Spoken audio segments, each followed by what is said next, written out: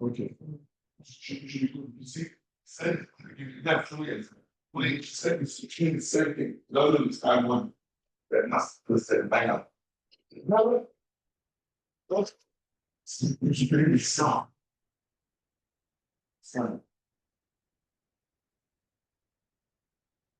So they have to get okay. Okay, we're trying to. Okay, they have to. Okay, we are trying to find it. And the chairman called and nobody responded. So I tried to see if we were all in. So can we let's see where it should be. That's first. We have to be there. We need to get it. They need to do what? To be done. Everything is good now. There's interference of some price. Then when you join, they should join. They should opt out and no, they are out already. That's just return it. Now, everybody's out. Can we join? Can we join? Yeah, no, we set everything just to rejoin. Just to rejoin. Rejoin the platform.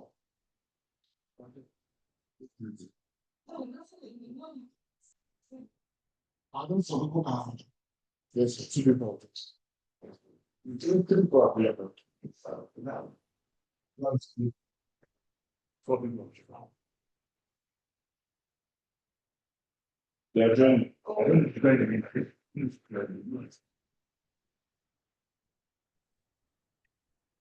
I have rejoined, and I think others will do the same. That's you know best.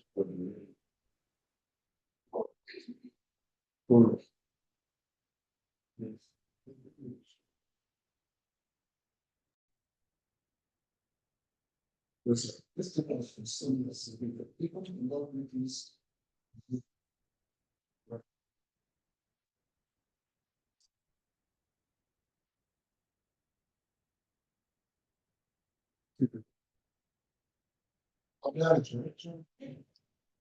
Yeah, if you already.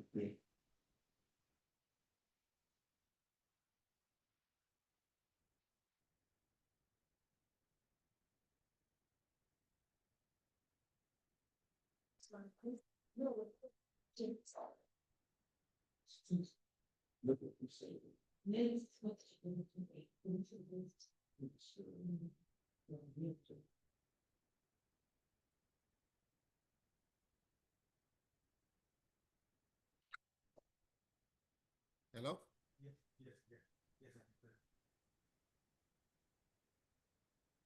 Hello?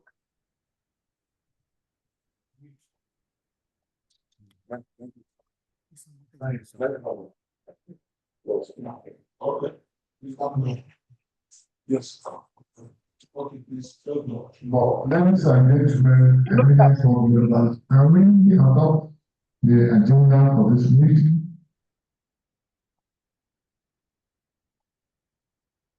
I so move to adopt the agenda for the meeting. Time will last from the southwest. Can somebody please second? Can somebody please second?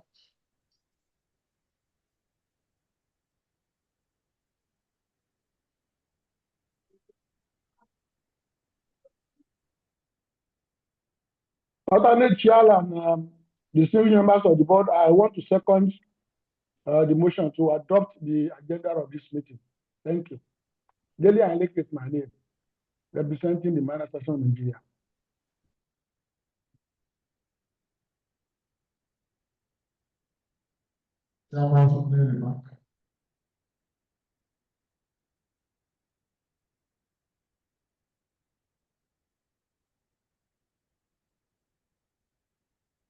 Now, this goes to the chairman's opening remarks. Thank you. Good morning, the alternate chair. Good morning, the ES. Good morning, other members of the content board. I'm here to read the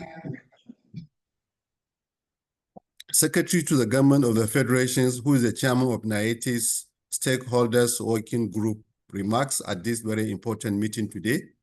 The SDF is unavoidably absent, attending official engagement, so he directed me to stand before him, and he will soon join the meeting by God's grace.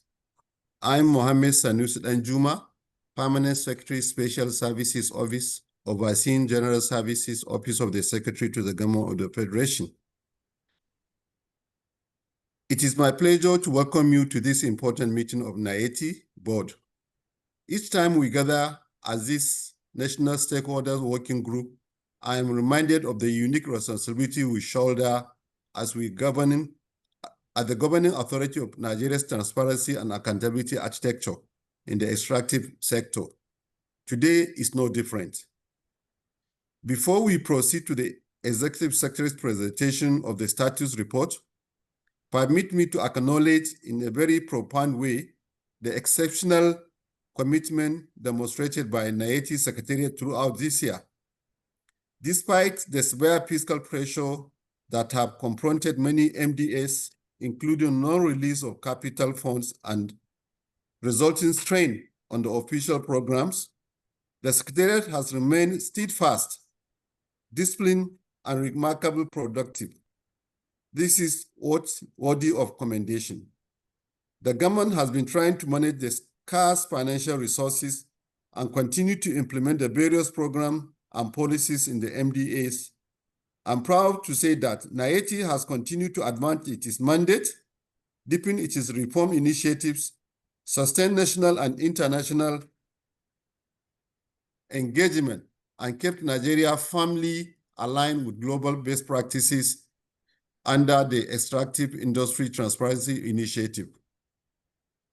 As the chair of this board and secretary to the Government of the Federation, I have continued to brief Mr. President regularly on the progress Neiti is making, positive measurable impact the EIT framework has brought to Nigeria's governance system.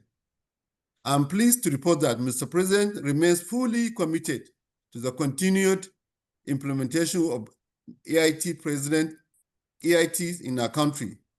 His support and anchored on the phenomenal visible progress recorded across all key areas of our economy, fiscal reforms, revenue assurance, sector restructuring, and investor confidence, where Neiti's contribution have become indispensable.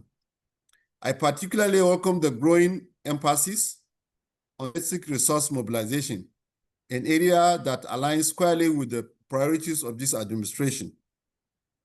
Our nation must improve its capacity to generate and manage revenue efficiently, transparently, and sustainably.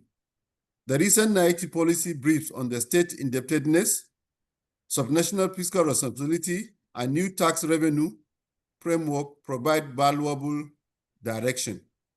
They sharpen our focus on reforms and requires to widen the revenue net, reduce leakages, and support fiscal stability. These are the kind of insight government needs at this critical time. We deeply appreciate the continued guidance of international EIT, whose strategic support and peer learning platforms have strengthened Nigeria's implementations. We also recognize the consistent partnership of our development allies. In particular, I wish to acknowledge the support of the Belgium Embassy, whose collaboration with Neiti and the federal government has reinforced accountability and reform that resonate strongly with our national priorities. Ladies and gentlemen, I'm equally encouraged by how Neiti has kept its faith with the implementation of Nigeria's 2023 validation corrective action. Rather than allowing fiscal strength to derail our work, the Secretariat has embedded the corrective measures into 2025 work plan and moved ahead with the preparation for December retreat involving all constituencies. This kind of commitment protects Nigeria's reputation and demonstrates the value of strong institutions. At the heart of Neiti's program is the progress made this year has been deepening has deepened stakeholders' collaboration. I'm glad to note the stronger ties we have recorded with companies which have translated into concrete commitment. The recent offer by Oil Producers Trade Section (OPTIS) to host the next National Stakeholders Working Group meeting in Lagos is an important signal to renewed industry confidence and shaping ownership of transparency agenda. Similarly, the collaboration between Neiti, the Miners Association of Nigeria, and mining companies in successfully hosting the 2025 Mining Week stand out as landmark achievement for solid mineral sector. This partnership replaced the kind of synergy required to modernize the reform and of the extractive industries. I also want to place on record the government's deep appreciation for the civil society constituency. Their engagement have remained constructive, evidence-based, and aligned with Nigeria's reform priorities. Through platforms such as Resource Justice Networks, Space for Change, CISLAC, and other civil society has demonstrated its commitment to transparency, resource justice, gender inclusion, and community participation. We thank you sincerely for your collaboration. Ladies and gentlemen, we have seen Neiti deliver major policy contribution at a time when government needs evidence, clarity, reform guidance more than ever. The policy brief on state debt and borrowing, and the second brief on the implementation of Nigerian new tax revenue framework reflect strategic thinking and a deep understanding of fiscal realities confronting our nation. These are not just publications, they are contribution to national policy, and I thank you, the Secretariat, for this. Similarly, the progress made in 2024 cycle of the oil, gas, and solid mineral audit, despite funding constraints, is commendable. We understand the challenges, delayed submission, data gaps, and financial limitations, yet work has continued, timelines are being pursued, and engagement with companies and agencies have intensified. As the chair of this board, let me assure you that we will pay necessary attention to the funding issues that threaten the successful completion of this audit. They are too important to be compromised. I'm also pleased with the strides being made in digital transformation. Neiti's ongoing work to automate public financial management processes is forward-looking and directly contribute to transparency, fiscal discipline, and closing of validation gaps. Likewise, the data center project, now entering the software and system integration phase, has the potential to be one of the most transformative governance tools in our extractive sector.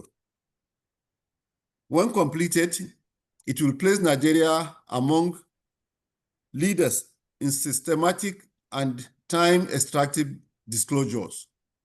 As we prepare for Executive Secretary's detailed briefing, allow me to highlight a few priorities that this board must keep in view as we move forward.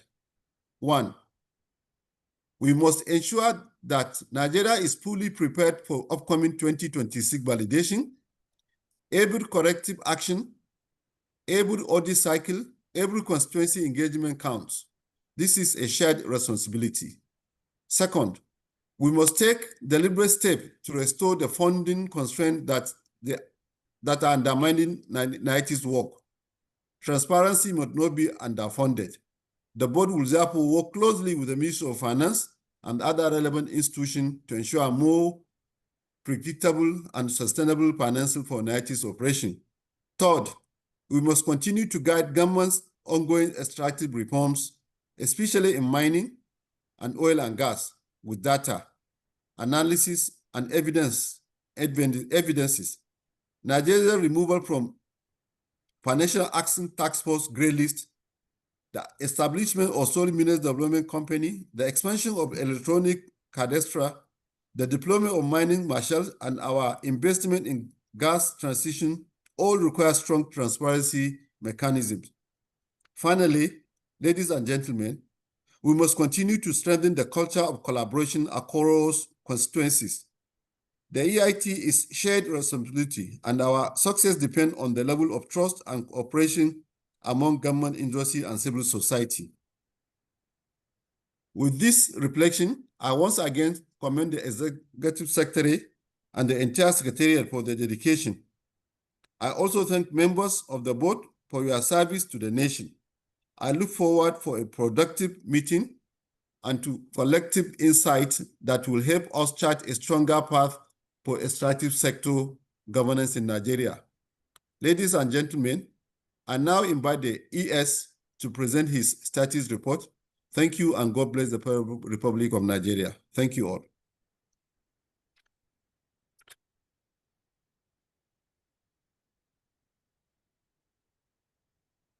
ES. The Executive Secretary, the Permanent Secretary, GSO, representing the SGF, board members, the Executive Secretary is kindly requested to do the meeting.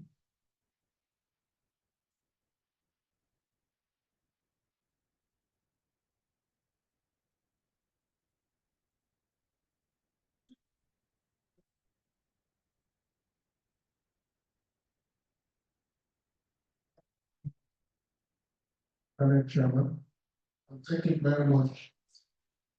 The Chairman of the Board, ably represented by our Permanent Secretary, Special Services Office, and General Services Office as well. My brother, Permanent Secretary, Salusi, thank you for your kind words. I also thank members of the board who have joined. The report I intend to present this moment is the report that covers the period under review when we met last and beyond. It's with deep sense of responsibility that I present the 2025 quarterly status report to this meeting of the NSW, the third meeting in the year. The report summarizes Neiti's progress, achievements, and ongoing challenges across 4 core EITI pillars: government, industry, civil society, and development partners. NSWG activities in 2025. The NSWG has so far, including this, we held 2 meetings, and this is the third. The second meeting was held virtually on the 26th of August 2025, and that meeting addressed funding delays and recent industry developments.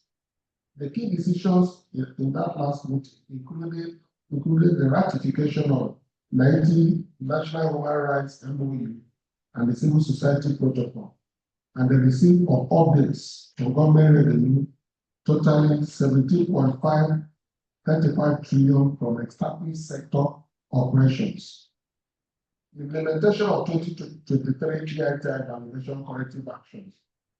The NSWG prioritized implementation of 2023 EITI validation corrective actions, embedding them into the work plan for this year, and intensified constituency consultations.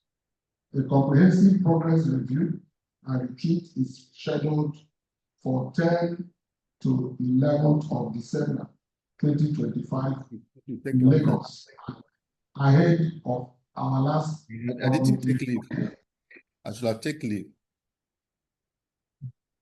And this will include participation from government, industry, civil society, and international development partners, including the board members. That meeting is to look at where we are, where we want to be, and how to get there in terms of how ready we for the 2026 foundation. EITI Global Engagement. The Executive Secretary attended the EITI PLNE session in Amman, Jordan, on the 24th of September 2025. It was virtual. I made my presentation from here in Abuja.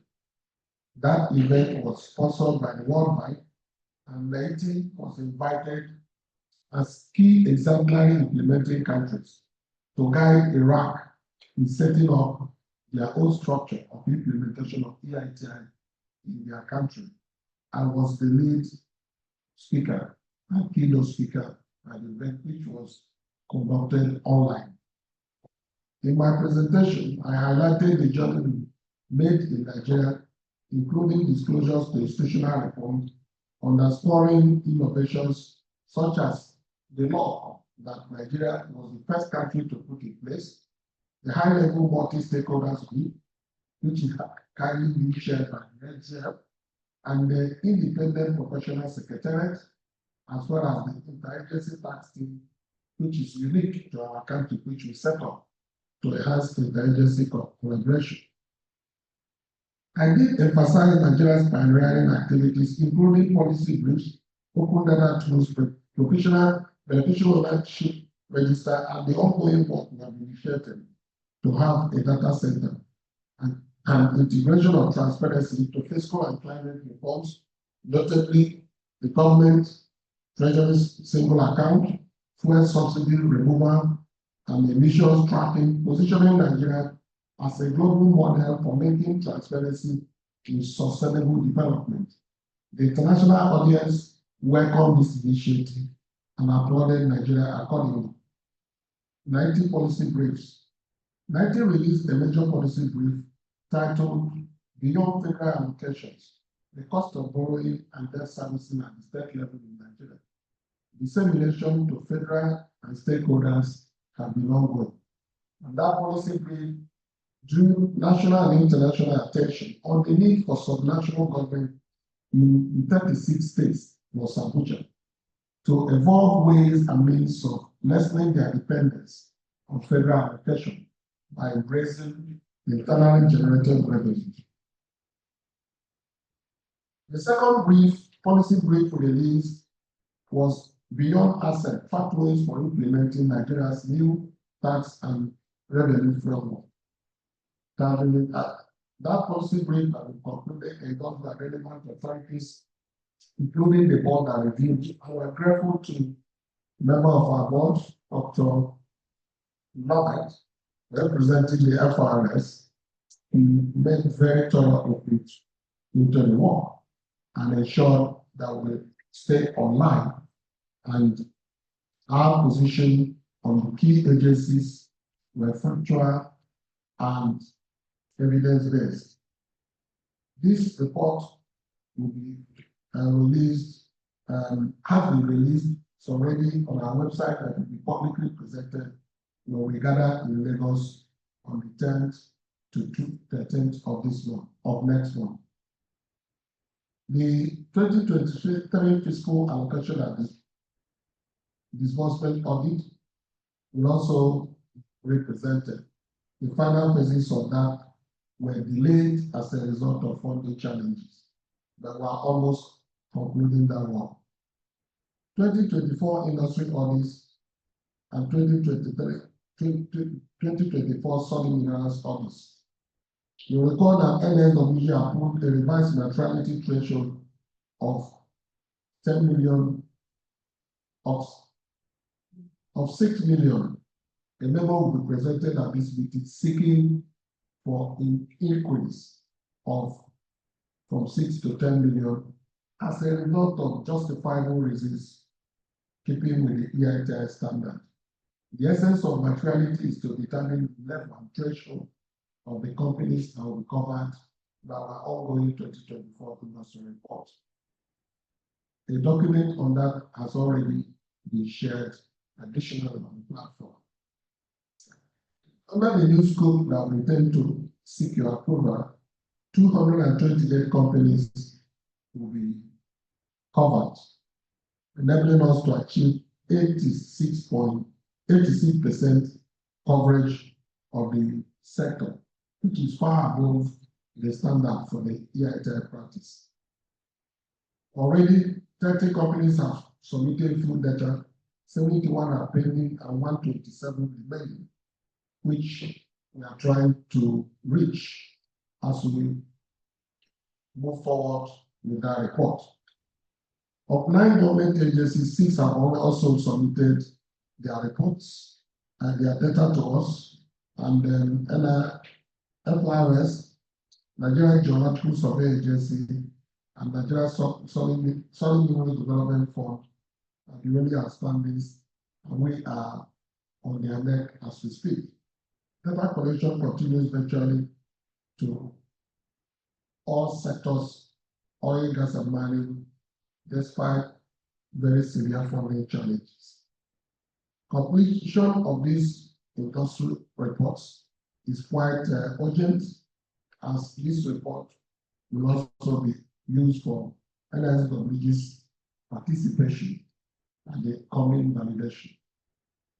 Oil and Gas 2024 report update. Data collection and validation are ongoing. Out of 100 covered companies, covered entities, 69 have submitted data, 29 are pending, and 2 of those companies are not operational as we speak. The preliminary information system has conducted an essential report was due for by 30th of October, but we are yet to receive it. We expect it to come in any moment from now. The industry report auditors have asked for a few more time to conclude that interim report. The conciliation meeting for this report is due for December, early first week of December. While current coverage of 89 companies, 11 government agencies, represents 60% financial coverage at the moment. We target 100% coverage. The updates on the 2024 reports ongoing shows our commitment and perseverance to ensure that this report is ready, hopefully before the end of the year. This is our target. Finance and budgetary performance. In 2025, Neiti received 6 overhead allocations. Actually 7 overhead allocations. By the time we prepared this report, it was 6, the 7 overhead allocations, and the full personnel releases, then no capital was disbursed, yielding an overall budget of 20.92%. A full financial report is attached to this presentation in a separate sheet of paper, which is already shared on the platform for us to do an in-depth discussion. I have the paper here. It's also shared on the platform. Institutional governance reforms. Under the leadership of the Executive Secretary of the Secretariat and the overall leadership of the board, chaired by the Secretary to the Government of the Federation, Neiti strengthened its internal governance systems. In line with EITI corrective action, the NSWG approved Neiti condition of service and then went for her to seek further approval ratification by the Office of the Head of the Civil Service of the Federation. The new condition of service aligns with public service rules, EITI Code of Conduct, and the EITI standards. Key provisions of that as approved included merit-based recruitment and promotion performance management, ethical compliance, and conditions of service in terms of staff welfare.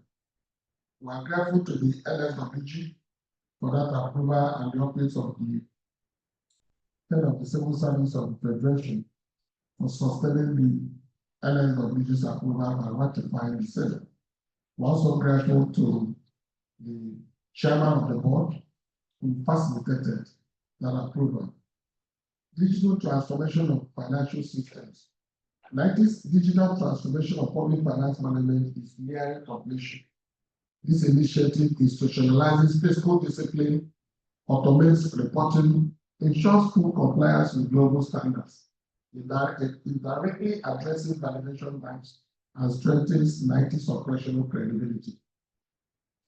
Review of 2025 country work plan. As a result of funding shortfalls, the 2025 work plan was reprioritized to focus on high impact EITI deliverables and statutory obligations. This revision ensures continuity, stakeholders management, measurable reform outcomes to align with fiscal constraints. It's the industry reform that came in during these periods. This 2025 Nigerian Mining Week, which the Miners Association of Nigeria and Neiti, among other private sector companies, jointly organized, was an opportunity for the federal government to unfold and speak, confirm certain key industrial reforms in the extractive sector, which has now been yielding dividends by the entrance of a lot of new participants. One is the deployment of mining marshals that are now combing all the forests of host communities, tracking down those who are stealing our precious minerals.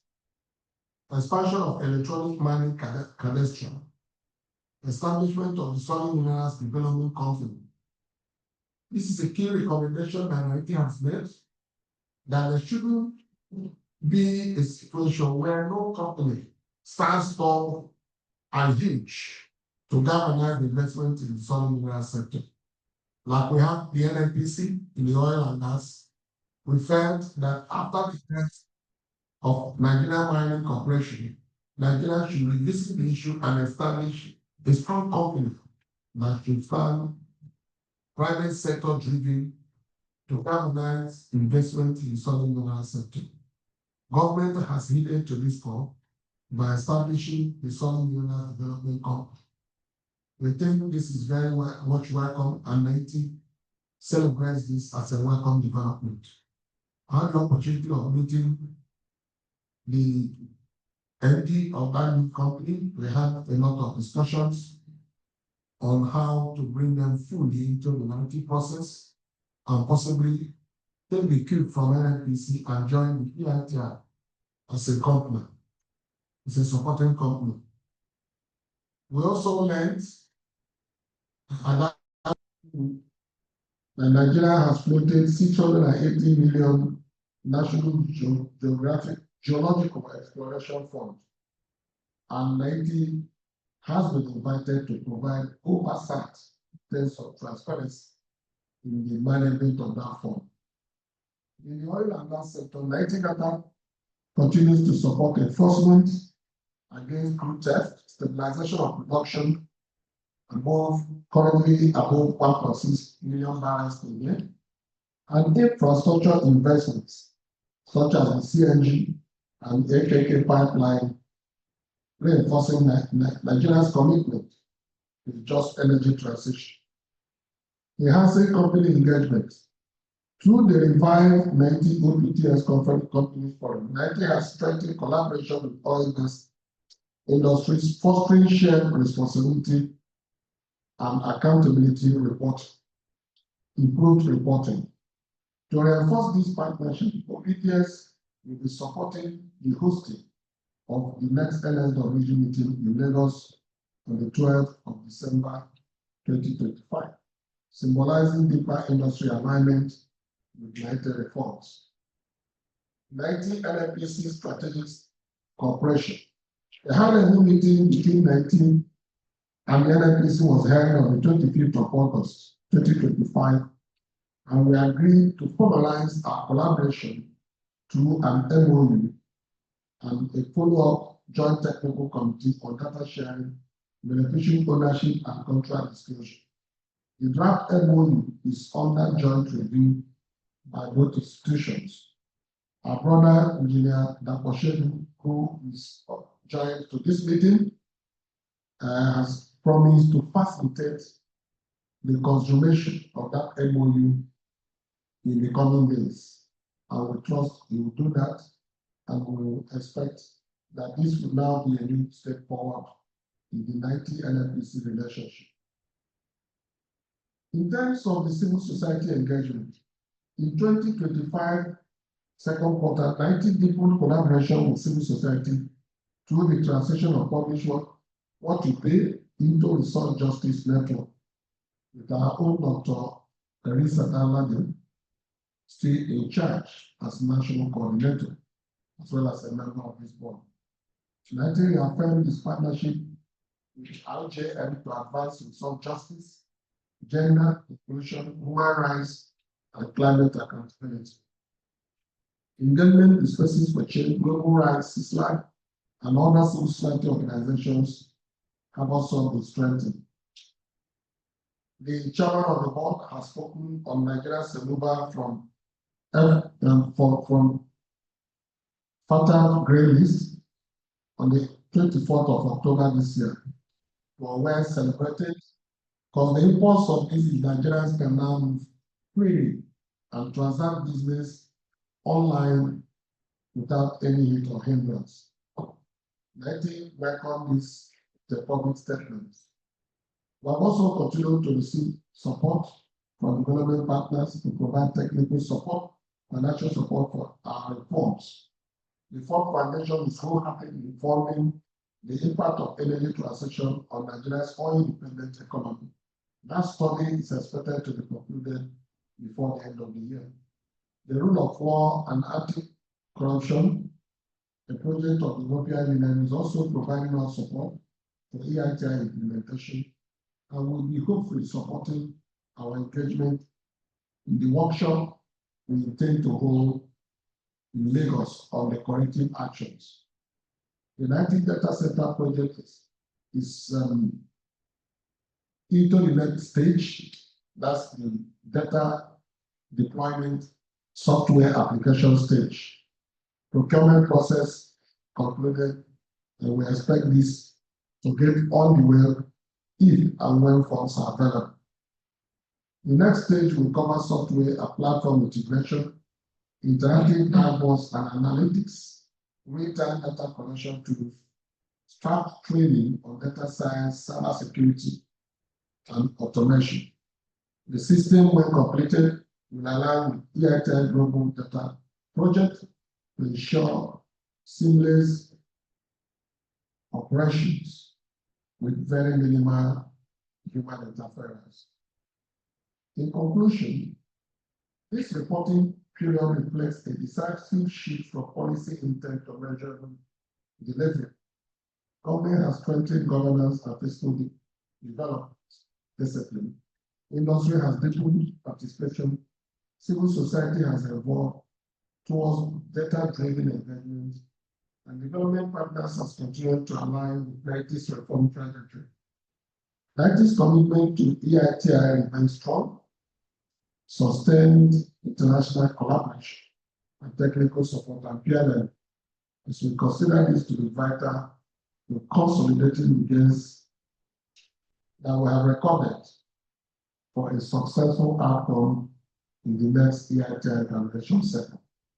On my personal note, I need to really thank members of this board for their resilience and patience.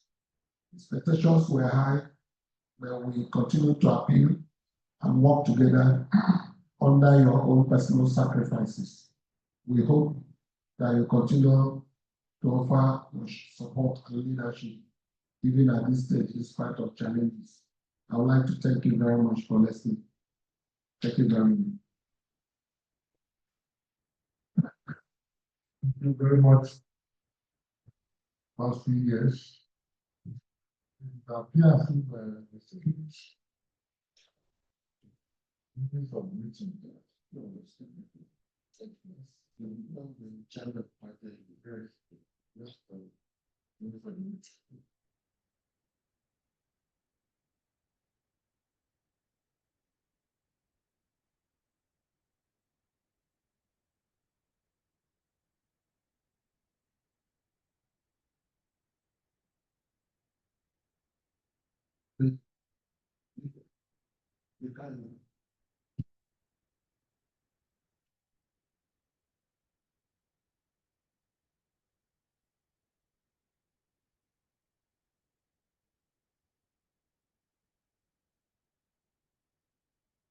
Please, can we confirm if we got the message, if we're hearing?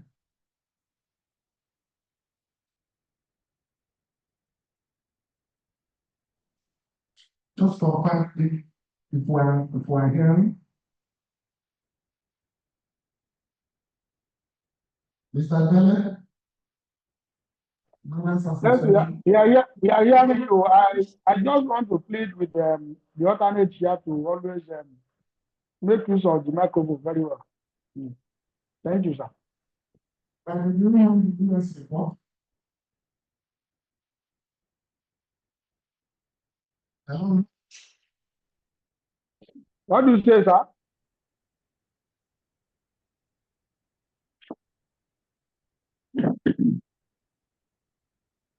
Suddenly, did you hear the US report? We're trying to confirm if we are on the line.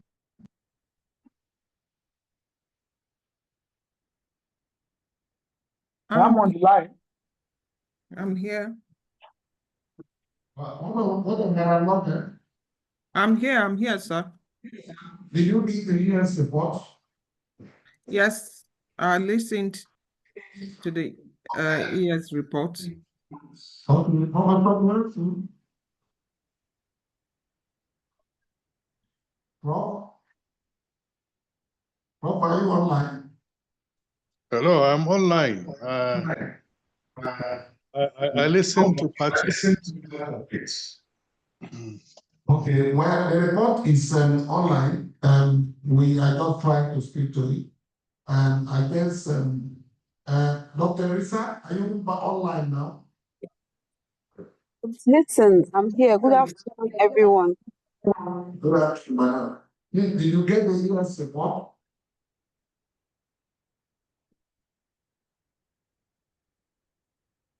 Yeah, I'm online too.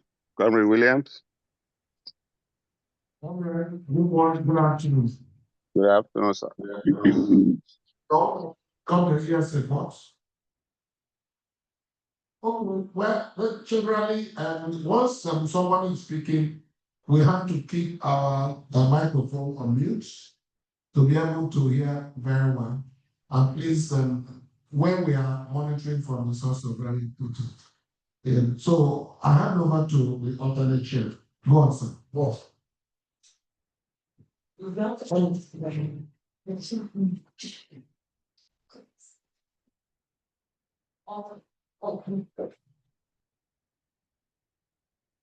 Distinguished members of the board, we go to the minutes of the meeting, the last next place. Minutes of the last meeting. Okay, minutes of the last meeting. Yes.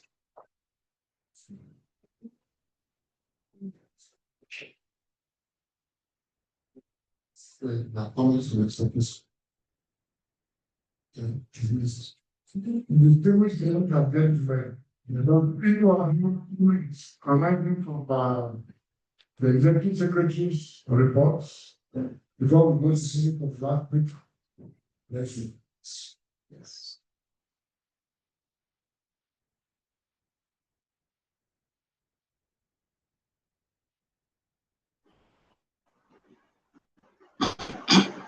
Mr. Chairman, we are not hearing you well here. I'm not hearing you well. Either the noise is from there or from my end, even though I was cut off at a point. But right now, I'm not hearing you very well. I don't even know where we are. Chief. But I'm saying that arising from the reports by the executive secretary, do you have comments, remarks, observations to make? Stop.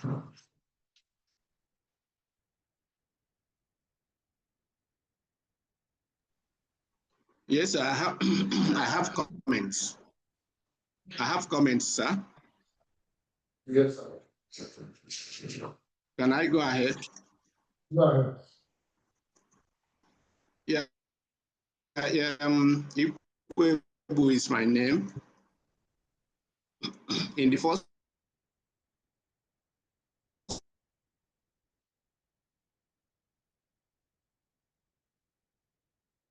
Yes. They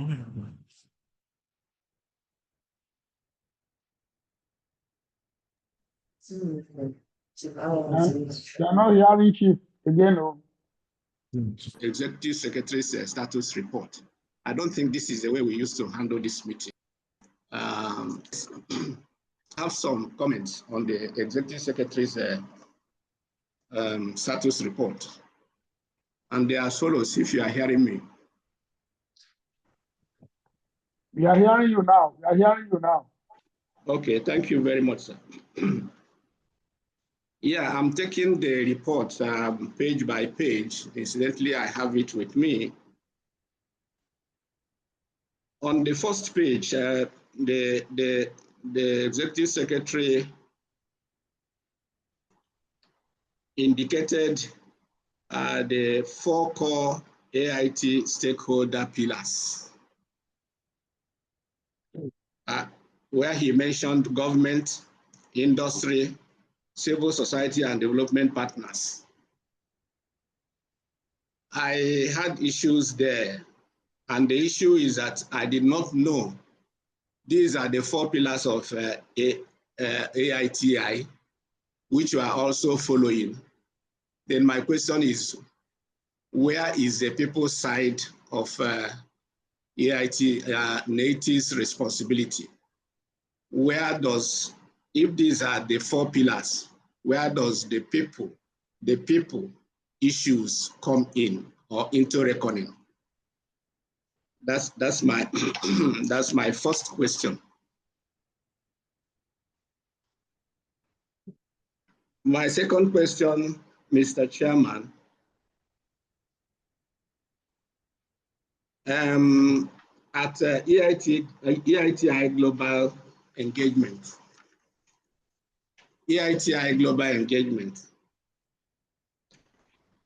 the ES made profound submissions, which included in his last paragraph there, he shared Neiti's implementation experience and emphasized the importance of contextual adaptation in national EIT programs.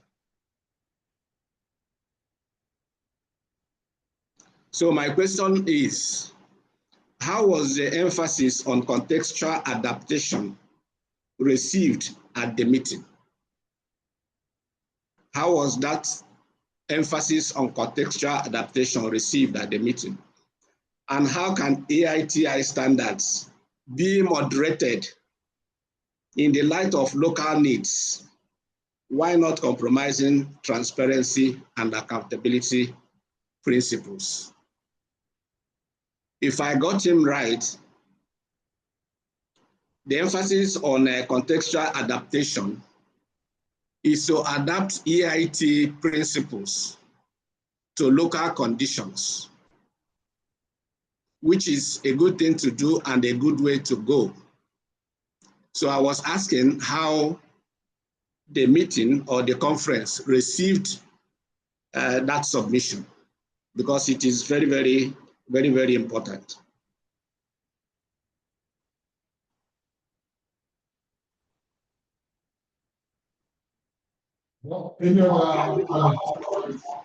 Yes.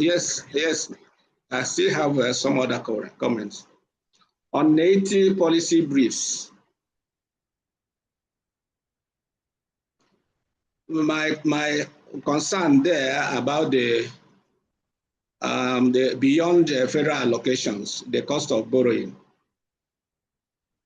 I had the privilege of reading that paper, which is a good policy paper. But I also discovered some defects or some missing links in that paper. That is what I may regard as pure policy recommendations. Because we identified, that paper identified even the constraints that the subnationals are having. But there does not seem to be any policy recommendations in the form of a template which the subnationals have to follow. in order that they will remedy the situation they find themselves. My attitude is that if such policy recommendations are not brought to fore, then our paper simply becomes a talk shop. A talk shop, and we present it, drop it with them, and go. But with the policy recommendations, then we may even have opportunity to follow up.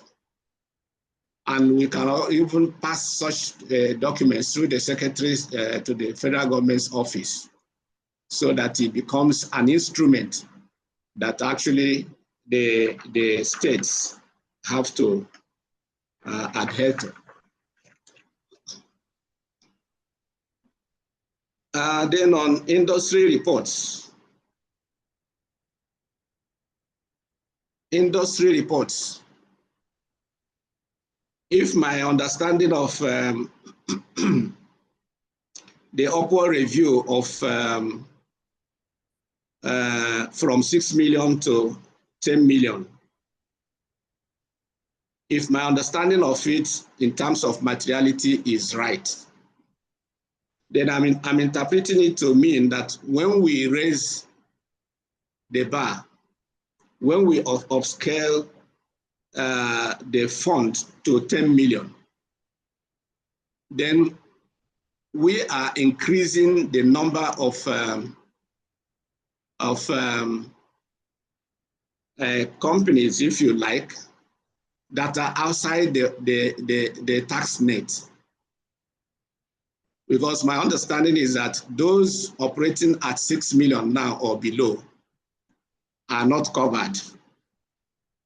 So if we increase it, then it means that we are bringing more people into the outside the tax net, and that may have implication for government revenue. And but I stand to be corrected because maybe I don't have a good understanding of what that means. And on that same Article 6, I read that it said submission status, 30 companies submitted data, 71 pending, and 27 unreachable. That unreachable as a word, I find it quite uncomfortable because it means that we are, it sounds self-defeatist. It means that we are throwing our hands in the air and saying that we cannot reach them. But if you say,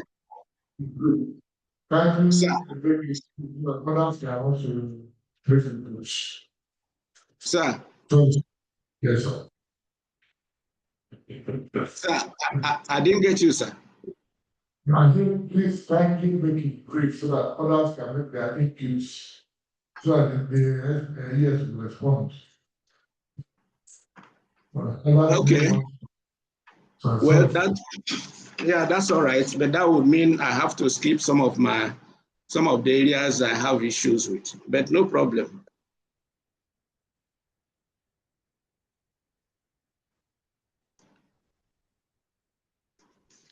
Okay, no problem. Others can continue.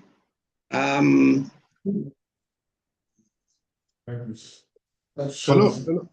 Hello, sir. Yes, sir. I think it will be good for Chief to continue. Let us take note of the areas that he will be talking about. And if there are gaps, then we can come in and talk about issues that he has not raised. Thank you, sir. Thank you, sir. Someone. Okay. Am I permitted to continue? Yes, sir. Thank you very much. Okay, sir. Yeah, under oil and gas audit. Oil and gas audit, I think that's on page 3. The last bullet point there says ongoing engagements. Ongoing engagements with FME, this is to close data gaps. And then the next one said stop funding stop-gap funding is strongly recommended. I guess this is a recommendation that may come to the board, and one would be interested in knowing what source from where we will get this with this funding to fill this gap. Then I also wanted to ask under finance and budgetary performance. Finance and budgetary performance, the last but one bullet point. It says the Executive Secretary met with the Accountant General of the Federation, who assured stronger collaboration under the new public finance framework. This is, I think, in respect of poor releases.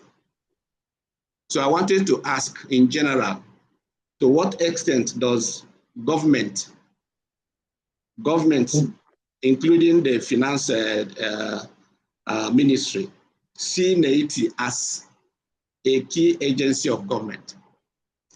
Because if we are seen as a key agency of government, I think issues relating to funding may not drag too much, or we may not need to carry wine to whoever that is in charge to be able to hear us. Then the same page 4, digital transformation of financial systems.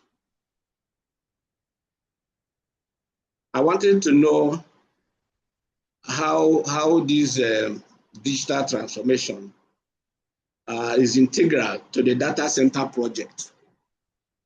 To what extent is there a handshake between this data center, digital transformation of financial systems and the existing data center that we have?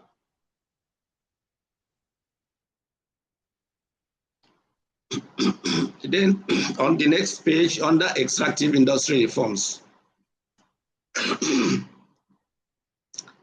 the ES here presented a number of activities and issues that have been handled. I see them, all that is said here, as a kind of sweeping statements, for reasons that I didn't see examples of what Neiti did specifically that would give us the glory that we are claiming here. But if there were examples, maybe that would have helped, but I didn't see such examples. And then on the same page, under enhancing company engagement, I gather that OPTS will host the next NSWG meeting in Lagos. So I don't know if this is by way of appeasement or is a necessary and effective way of productive collaboration. Is it that they are organizing this meeting? I mean, yeah, they are sponsoring it in order to patronize us, patronize Neiti, or is part of any MOU, any memorandum of understanding between the two organizations.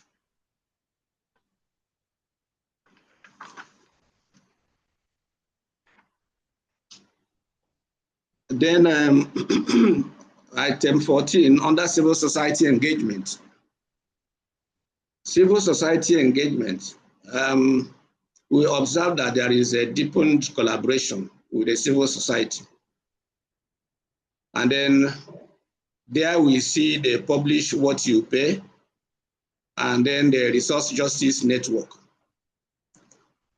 There I tended to see a missing link. And then I asked, can we also have or think about publish what you receive and publish utilization profile by government and subnationals? Because here we are advocating that they should publish what they receive. Yes, that brings in money into the federal and state coffers. But can we also initiate a kind of advocacy that would encourage them to publish what they receive and publish utilization profile?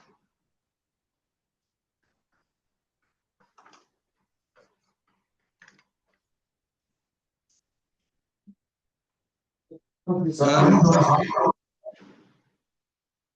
Hello, sir. Hello, sir. Are you, Yeah, are you finished? one last one, sir. Okay. Item 17 under Neiti Data Center Project. Neiti Data Center Project. So I wanted to know if Neiti data complements what Bureau of Statistics produces, or we are in competition. Do we in any way do a reconciliation with them, or is a parallel output? Everybody in silos. Thank you very much, sir, for this opportunity. Ikwebu is my name once again. I am done, sir. Thank you. Thank you very much, sir. I call the executive secretary to respond to his concerns and questions and observations. Thank you. Thank you very much, Chief II, and it shows clearly, sir, I'm so grateful for your comments, that you listened to every part of the speech and took notes, quite encouraging.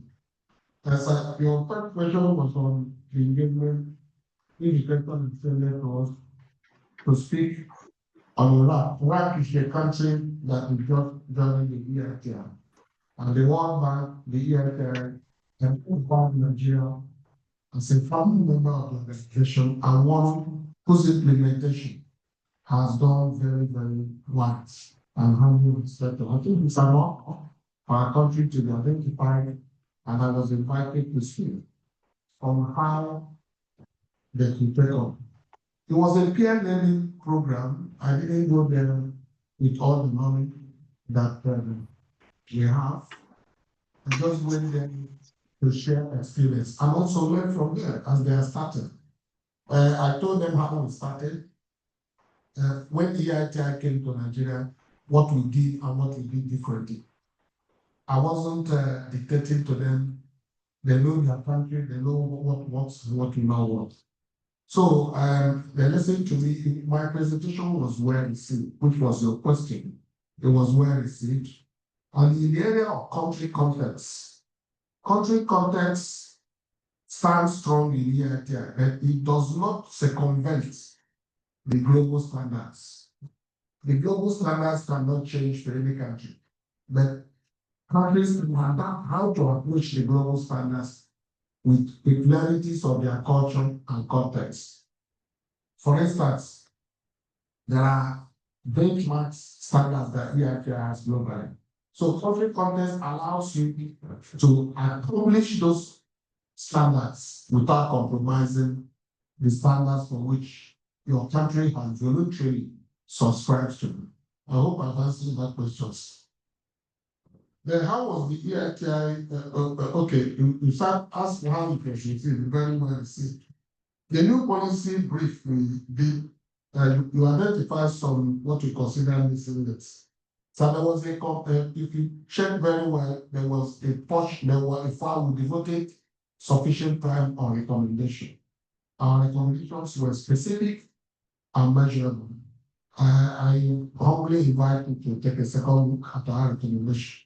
And some of the recommendations, we couldn't possibly recommend everything, but we recommended what we consider very key in that policy brief. In a policy brief, you have to identify the problem, you have to identify the policy gaps, you have to give an idea how it should be addressed, and you make a recommendation. You don't make recommendations, but we are not dictating to every state how it should be done. For instance, we first of all categorize states that are owing so much and those who are owing small, and ask those who are owing so much to learn from those who are only small and find out how they did it. We also saw states that borrowed very heavily, but they invested in what is paying back the loan. A state like Lagos State was an example. They borrowed, they are one of the very high spenders, but the borrowing they did was to invest in a total project that is yielding dividends and money with which they were servicing their loan. So in that kind of context, we saw a lot of states. We did analysis of all the states. So it was a peer learning and an alert that they could do more and do better. They were doing horribly very bad. We identified them, not to shame them, but also to say, hey, you need to look at how you can do things differently. Many of the states have written to commend us. We got a letter from the Enugu state government asking if it's possible for us to come and share a pyramid. Already told us the area they have taken note that they want to. And asking government also wrote us acknowledging how to work with them and so many other things. So it's like a method seed, you see it, those that germinated in the true soil, you say, we're not in any position to compare states or to dictate an environmental conditions. On the industry report, sir,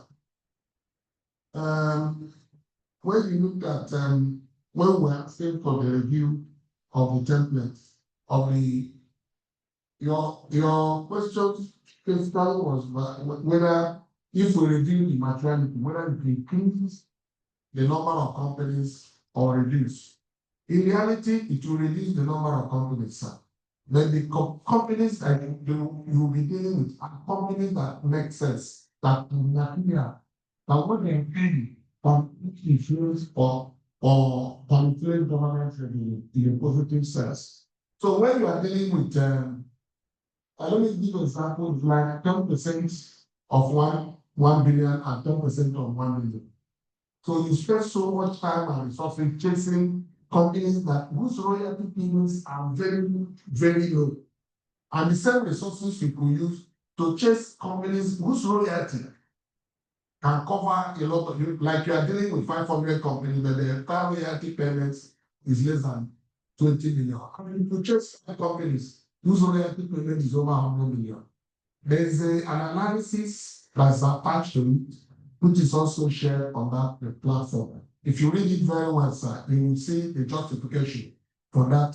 So we are, if you are dealing with 6 million, you will have like 350 companies. Some of them don't have offices, and their royalty payments are very minimal. So, but we are dealing with specific companies that have established structure and whose royalty payments are huge. So, in a sense, in taking it to 10 million, we're dealing with 228 companies or so, as against 300 and something that are small companies whose royalty payments are marginal. That's why material payments determine the level of companies that we deal with. It's a global EITL standards. In terms of stock gap for the industry audit report, we are saying that these reports are based on milestones. If you deliver inception report, if you have the money, we pay you. If you deliver the interim report, we pay you. That's contracts are based on milestones. But under this circumstance, where capital has not been released, so we cannot follow the rules and say until capital release, nothing will happen.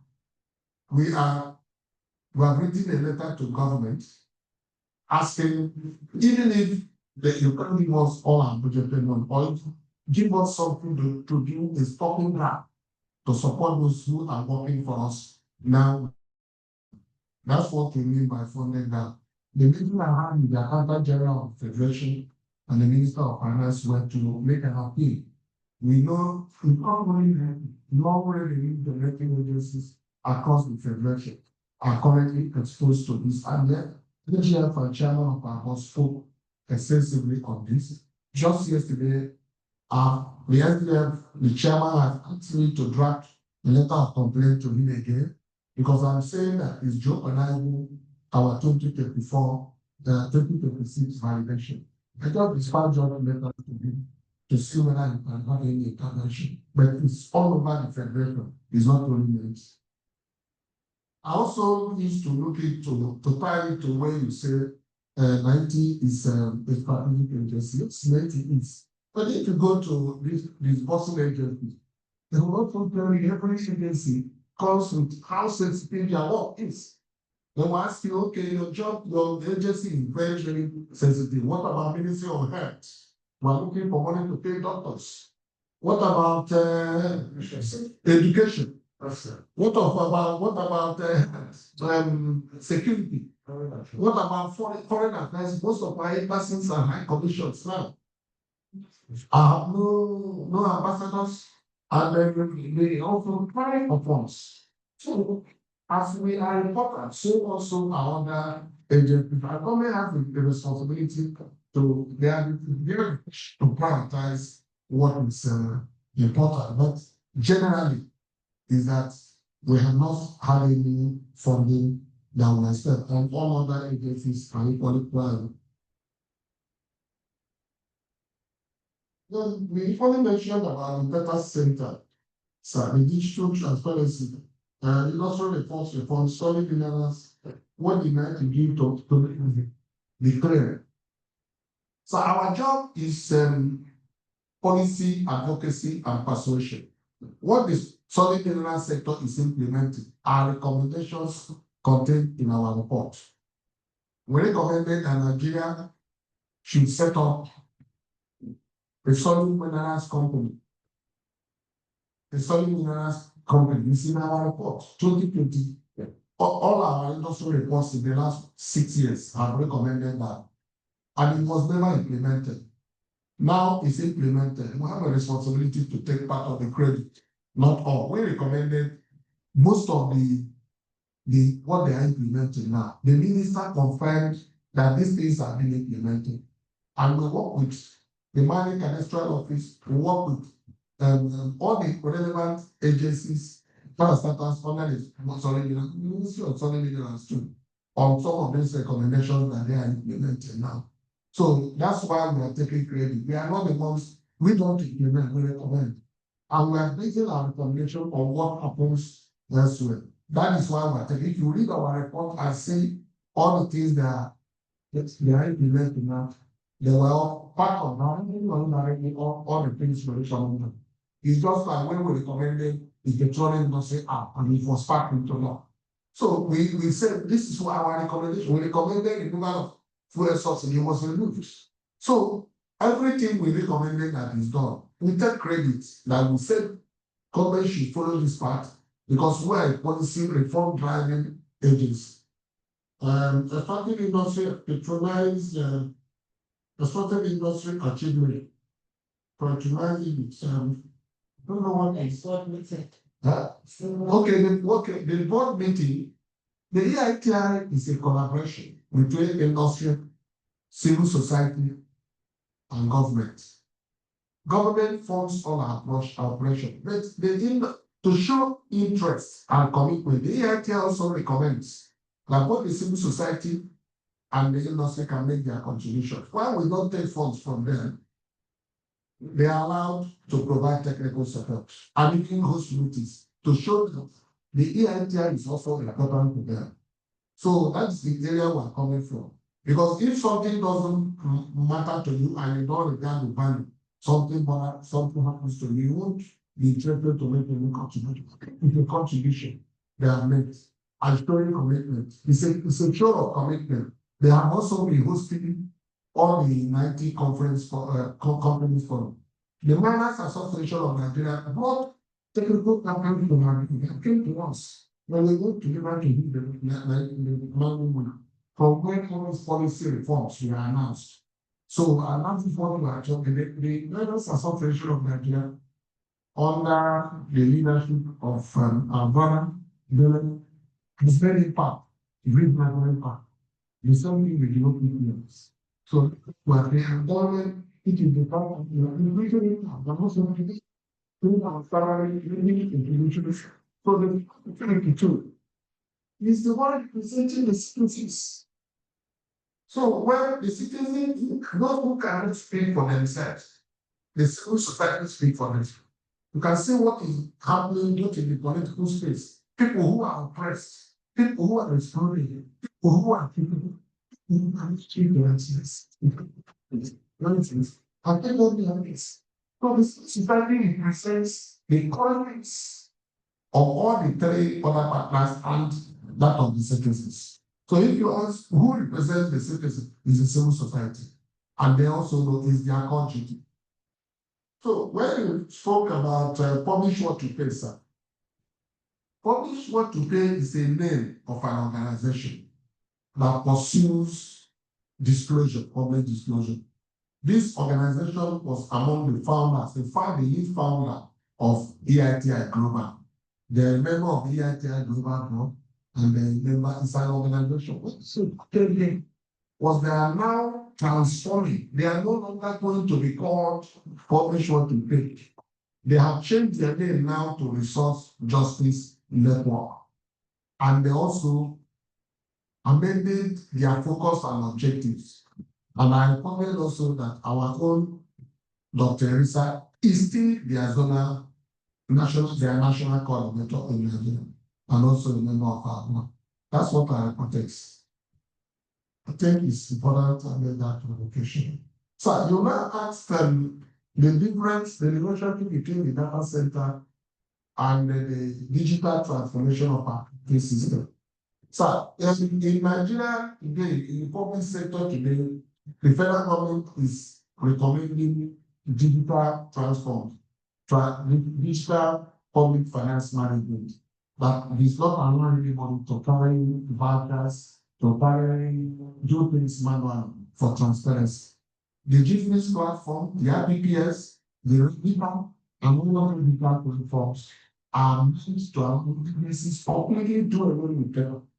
So it is an internal structure and really time coming that we should embrace technology in the management of finances. That's why you hardly see people tie cash.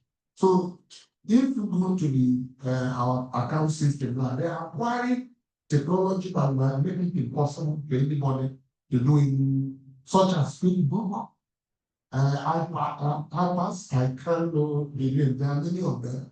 We are normally changing all this. So it has nothing to do with the data center. The data center is for the job, industry, oil and gas industry data. How to make sure that we don't need to be chasing companies to collect data. So we can, the companies can approve the data for a data center. We stay in the office and on the top of a button inside the car, it will reduce manipulation, reduce costs, and then make us more efficient. And in the case, it creates opportunity for members of the public to access our work without even coming to the agency. So they are two different things. I don't know whether there is any other one. Okay, the LPS data, you are right, sir. They are not the same. LPS focuses on all data in education, health, employment, job, every data, national of statistics. Neiti focuses on extractive industry data. In fact, the MOU we are signing with LPS is that LPS depends on us for extracting the oil, gas, and mining data. We are experts in that. If you ask us data for how many schools in Nigeria, what is the standard of education, how many we don't have it. But any data we do for in Nigeria, how much quantity of oil that is produced, who produced it, where was it produced, we have it. And then the oil blocks in Nigeria situated and located, we have it. But when such data is required from NBS, they send to us. And we provide them. So we are collaborating. We are supporting their expertise in extracting industry data. And when our data center is completed, our intention is to share a link with them where we can exchange information. So we are collaborating. We also work with them on data that we are not entirely experts, like public expenditure management data. Every fact releases or every we check with them. Women and children information data we rely on them. So we are not in competition. but we are complementing each other. Say any other things that I would have missed.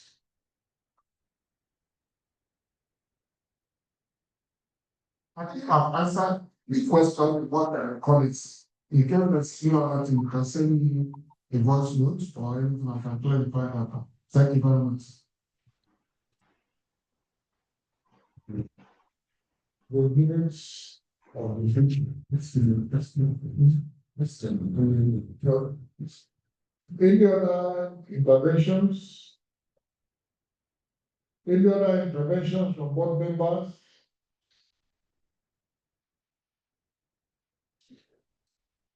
Ladies and gentlemen, any other interventions from board members? On the audience reports? I'm going to proceed to next action. Okay, sir. The minutes of reading for the bridge. I just have a question, sir. Just Go one ahead. question. Yes. Well, good afternoon, everyone, once more. My question is on the Neiti Data Center project. I just wanted to find out if, I know this was presented at the last meeting, but I just want to find out if this data center is going to have APIs to relevant agencies to draw information. Is that part of the plan? Please, what is API? I'm not analyzing it. It's going to have an API. It's to connect to like National Bureau of Statistics, like you mentioned. Oh, yes. If you connect to where? No, so please clarify. Okay. All right. Good afternoon, ma. Yes, like the ES mentioned, so the data center is going to have API connections to relevant agencies that we're going to be working with. Like the ES mentioned, we're going to be working with the National Bureau of Statistics. So Okay. the idea is the API connection is to either draw data or push our data back to them. In the case of statistics sector data, they would take from us. And in other sectors where we are not professionals, like ES has mentioned, and they are professionals who would take their data from them and update real time, because that's usually what API is meant for. So, Okay, thank you. Okay. Thank you for Madam, thank you very much for that question. Okay. Thank you. That's quite clear, because that's important. And the reason I asked the question is because I think it will be an invaluable tool when it's ready and up and running for your industry audits if it draws data from relevant agencies, maybe beyond even what the MBS is available on the MBS. I know that within FRS we are part of the transformation to transition to NRS involves massive technology deployment, and using technology we intend to simplify the tax administration by ensuring that we are connected to taxpayers in a way that allows us to have real-time data on certain transactions, thereby making it easier for FRS to do their job. So that's why I asked the question. Yes, but it's clearer to me now. The Zofawens is already FRS, LMPC, CBN, Office of the Accountant General, they are our primary concerns for making sure that we don't need to come and be warning them. We are linked to them directly or real time. So that's taken for granted. Thank you. I think I just say look at minutes of the last meeting, the good progress. I will give attention. Thank you very much. Please, I just want to appeal that because of time, we have already shared the minutes. When I can just go page by page. If anyone has any comment. Is that okay? Page 1. Please come again, sir.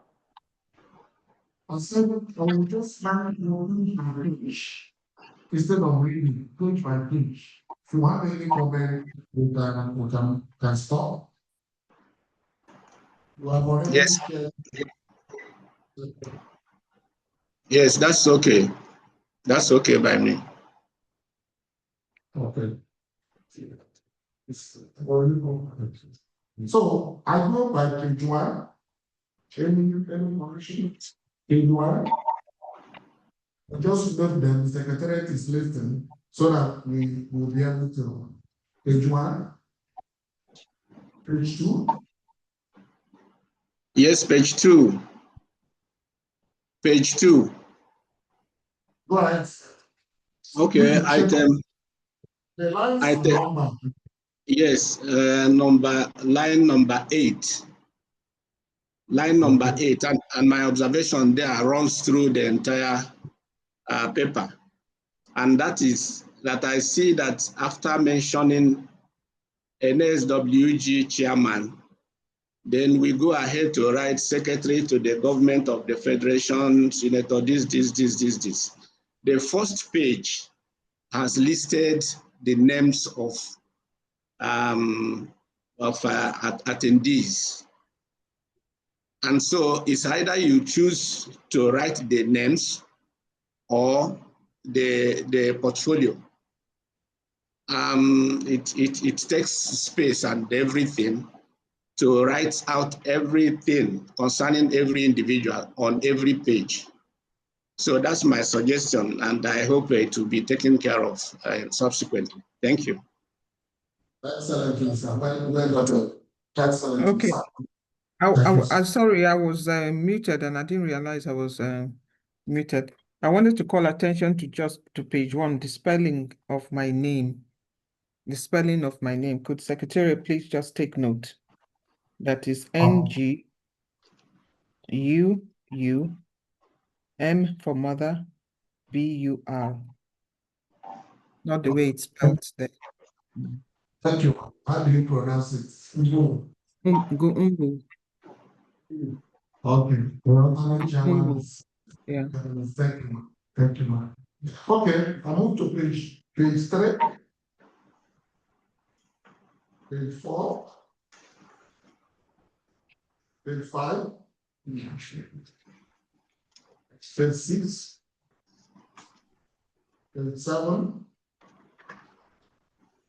page 8, page 9, page 10, 11, 12, 13,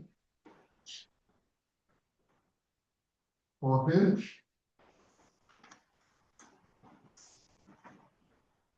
15. Okay. Okay,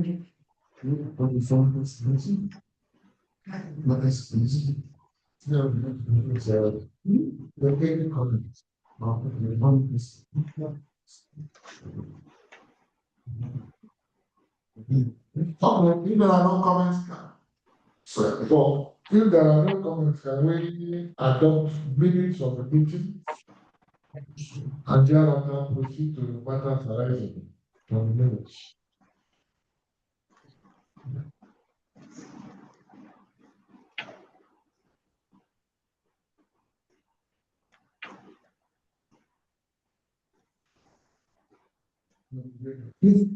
Mr. Chairman, the chairman has asked for adoption of minutes of the meeting. And somebody propose the adoption so that another person can second.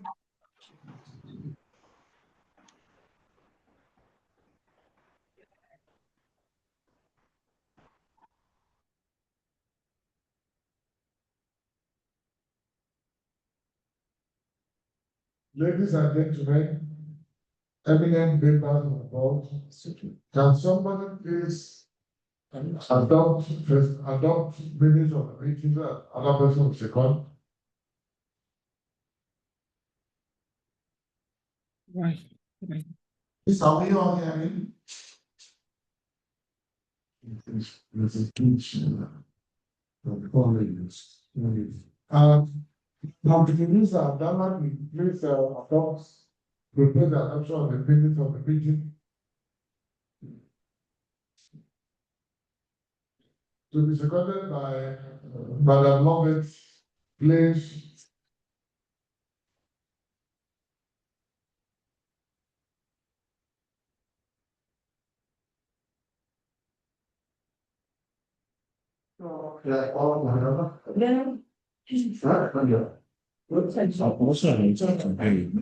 I'm connected online, so I can hear you. I call on Dr. Dalla Irisa to adopt minutes of the meeting to be seconded by the Hello. Relationship. I just put in my phone. It's now on the police. The jobs are doing it. Yes, we know. I call on Dr. Lawrence to please adopt to the adoption of the minutes of the meeting to be seconded as most of it does. Please. I adopt the meetings. The meeting, the minutes. Seconder.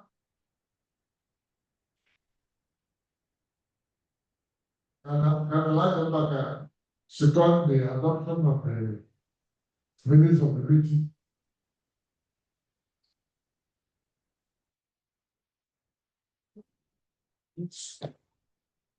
Hello, Prof, are you hearing us?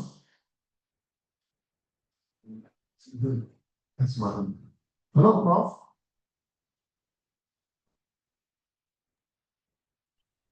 I hope they can hear.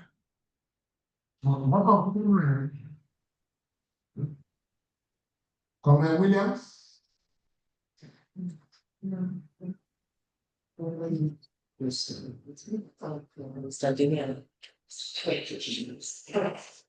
online. I'm online.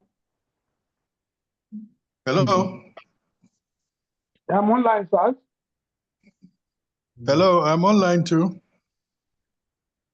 Hello? I'm still here. I'm online, yes. Okay. Coverage. Can you please record this adoption of minutes of the meeting? Please.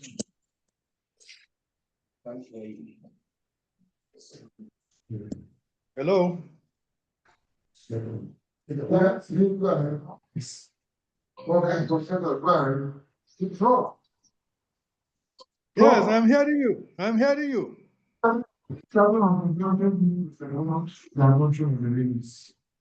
Though the output from this end is very intermittent. Yeah, we understand it's our Did you hear me now? Hello, Bob? Oh, yes, I can hear you now. Can you please second the adoption of minutes of the meeting by Professor?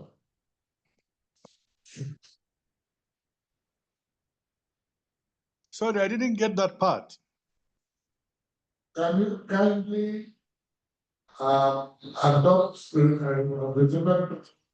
adoption of the minutes of the meetings? Please, second it kindly, Professor. And what is being said?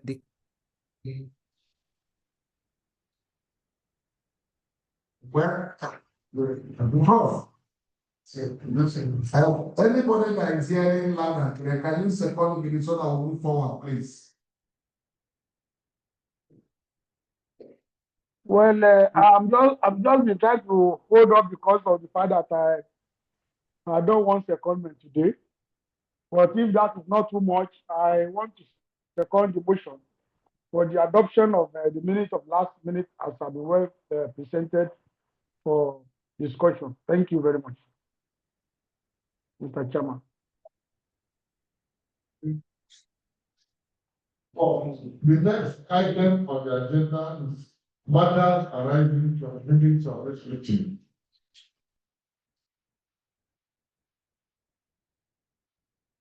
Well, the first matter arising is on the letters that we asked to be written and sent to members to their companies.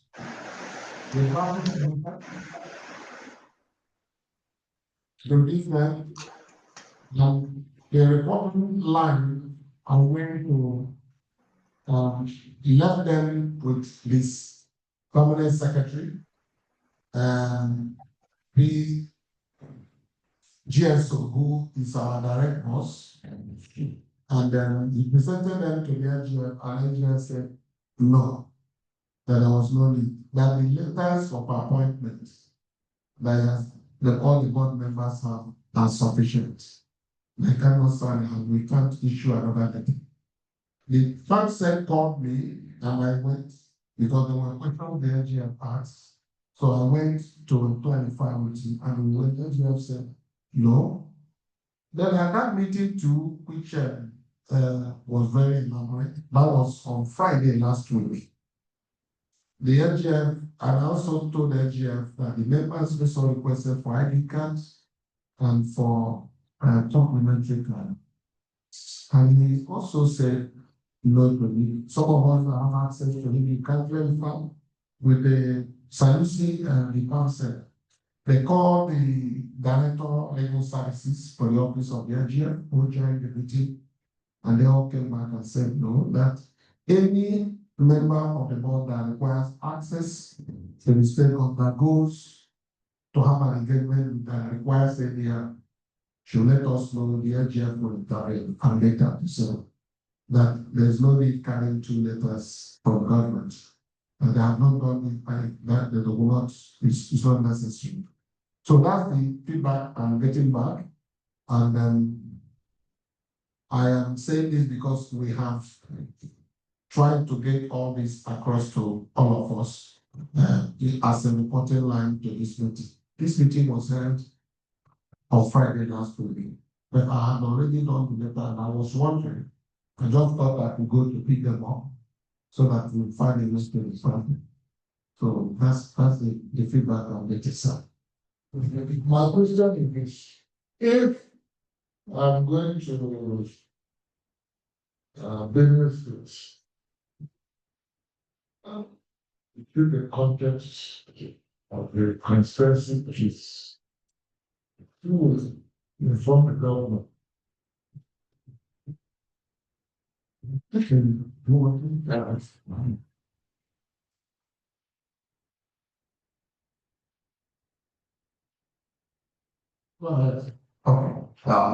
Southwest Power Ashton.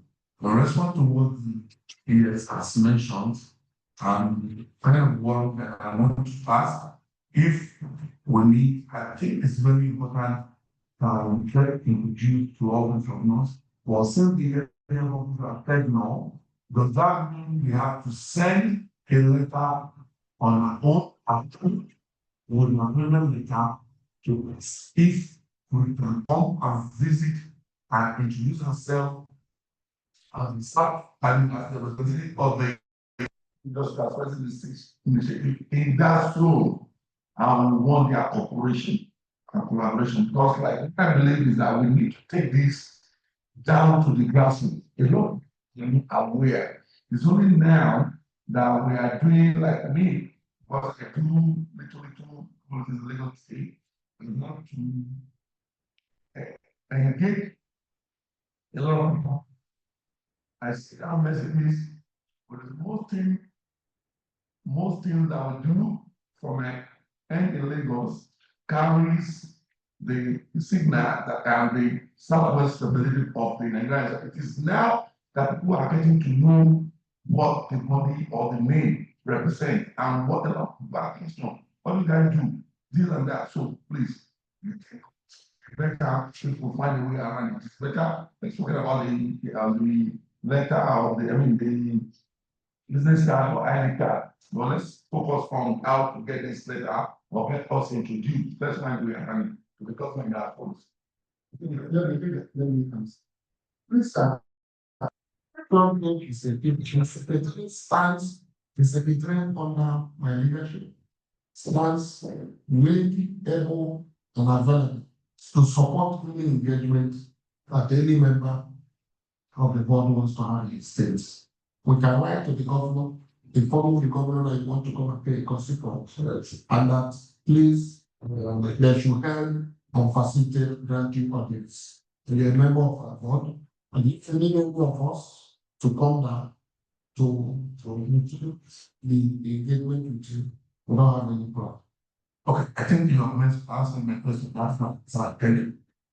Secretary, representation, North Central Freedom of 6 states of Abuja. Where do I choose as the constituency office? Each of the states. We don't normally have constituency offices. So that's the way we can engage with any of the offices. We cannot establish constituency offices. You are representing all states. So if I choose to say you want to visit Nigeria, all you need is to give us a call. Choose a date, you send a letter to give you a copy. You understand? And then you say you write to the governor, give you a copy. We can also go to establish contacts with the relevant people that are sound law to make sure as you are going there is somebody that will make sure that if the date you are proposing is not confident, the governor has the freedom to now say, please convey to your board member I'm available to receive my social and so different. And that day, if it's your wish that we should join you, if I'm not available, somebody from the secretariat, I mean, anything we want technically support that we can work to facilitate that is available. We discussed the NGM asked us if that, and we said there is no, we can always do that. Even if you say, even if you were doing something or something, and you write one thing to attend, all you do is to inform the secretary to engage you. So if he's not available, you send a representative. Well, thank you, sister. Yes. Any other observations, comments, arising from the minutes of the meeting? Chance. Well, the second one, sir, is budget constraints, and that has been highlighted. I met the chairman of the board, and he has requested for additional letters in the world, but I was submitted. Those letters are dispatched. So we are still hopeful. Now something will happen, but for now, nothing happened. Providers we received was up to July, and providers were needing based on 2024 budgets, no at all. And our major concern is to the capital that we need to use to execute one major for us. It's very much easy. So that's it. FRS, the secretary to provide FRS the list of other committees. We have done that. We have already done that. In the loan, JDBC and other structural agencies, we are with.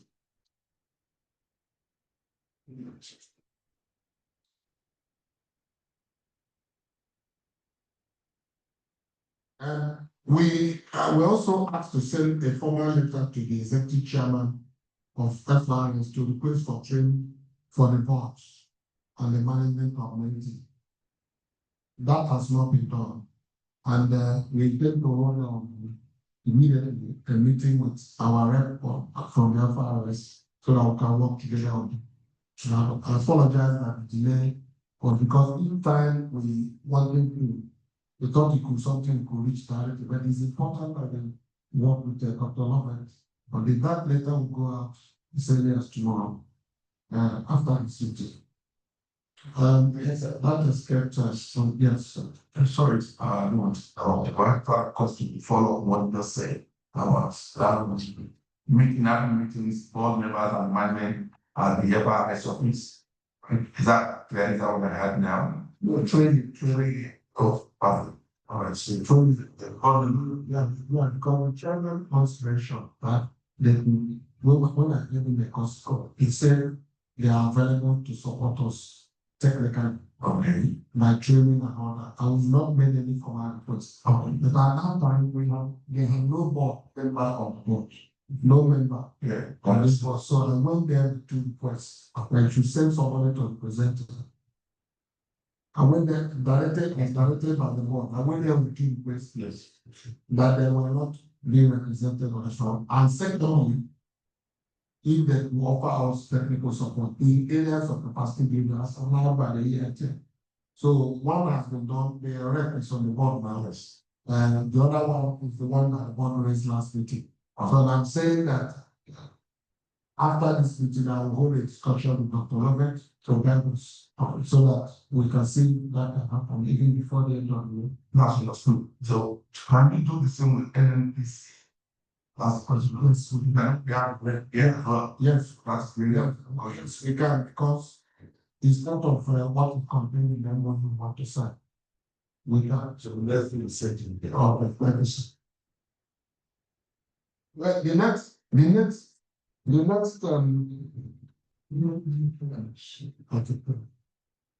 any more comments on issues arising from previous of the any more observations, comments, additions, addendum and general. I like to finish it and can finish. Okay, the third item is on the fifth item, sorry. Single repair NDDC. That is ongoing. But to be honest, NDDC has not been quite cooperative. A number of times we have written letters, we hardly get reply. I traveled to Port Harcourt to have a meeting with them. I met with LNG, met with LCDMB, but even when they gave me confirmed appointment, I stayed in Port Harcourt 2 days, I couldn't reach check. So I couldn't, but we are not giving up. But we don't go to any of the university with the weak position. We are not ready.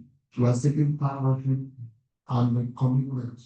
The 90 to do good collaboration with them under the existing MOU, including implementing capacity building initiatives. We will be incorporating these into the training agencies that will be seeking for training for members of our board. Engagement with CSOs and media to cooperate with civil social media partners. To enhance collaboration, strengthen public service, improve the stimulation of reports. Well, we have had series of engagement with the civil society, including which is source government network and global rights and the net conference we had. We have also been not a lot of engagements with civil society. Now maybe if this maybe comments on this, you are welcome. Follow up on constituency request, the Secretary to incorporate constituency support needs in the logistics.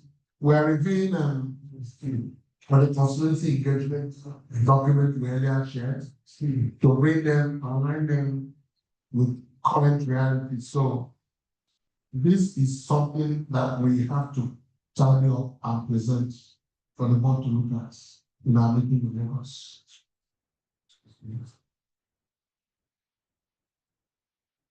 Boundary challenges for indigenous mining operators. Because the material community to read the prevailing power and network to engage relevant authorities, seek relief for indigenous mining operators affected by regulatory actions. How these issues came up very strongly at the last Nigerian mining week. And I'm happy that Miners Association of Nigeria was among them. And we took this up to the minister. And in my speech, I highlighted also in today's speech at that mining conference, he highlighted the way people take policy discussions and they will be following up on that. It's not from the reform measures that are happening. Next meeting, logistics and documentation. The NSWG meeting they need to be confirmed via NSWG. That was done. And the next is a tenant to ensure primary circulation of release distribution documents. I think we did better this time. We did that when circulating there will be about 4-5 days, 6 days before this meeting. The weight of the documents were already circulated. Thank you, Mr. Chairman. I said that everything is that's it from my end. But now we go to the next item. Any other comments? Any other comments, ladies and gentlemen? Distinguished board members, any other comments? No. Shall we go to the next item of the agenda, which is shareholder constituency reports. CO2. Yes, sir. The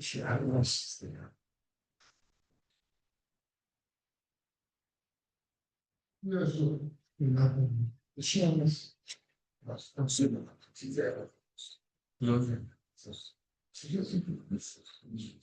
Doctor. Yes, I'm trying to put my mic on. Good afternoon, the alternate chair. Yes, good afternoon on this call. Is the audio okay? Can anyone hear me?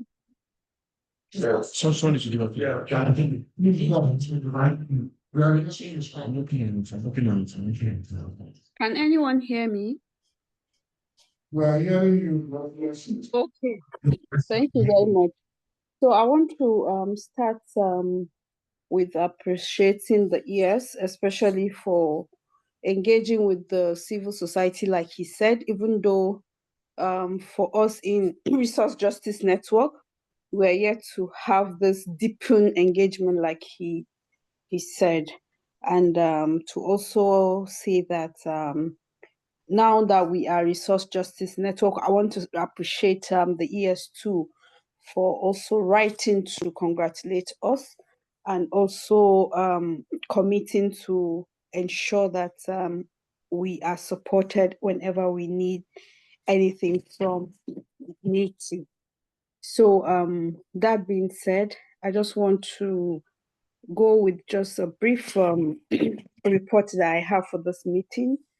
And for me, as the CS rep, even though the expectations is more, the last time, and I think most of the meetings I've always presented, and we are yet to receive the necessary support that we are requiring to commence the revalidation of existing members and onboarding of new members into the constituency.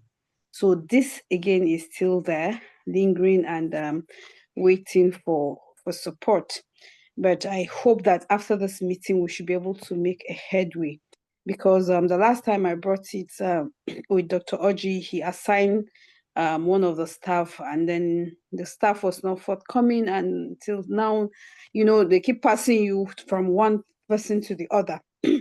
So I hope that this will be the last time we'll talk about, because this is long overdue. This is over a year now that we've been talking about revalidation, talking about onboarding new members and having an updated database for civil society.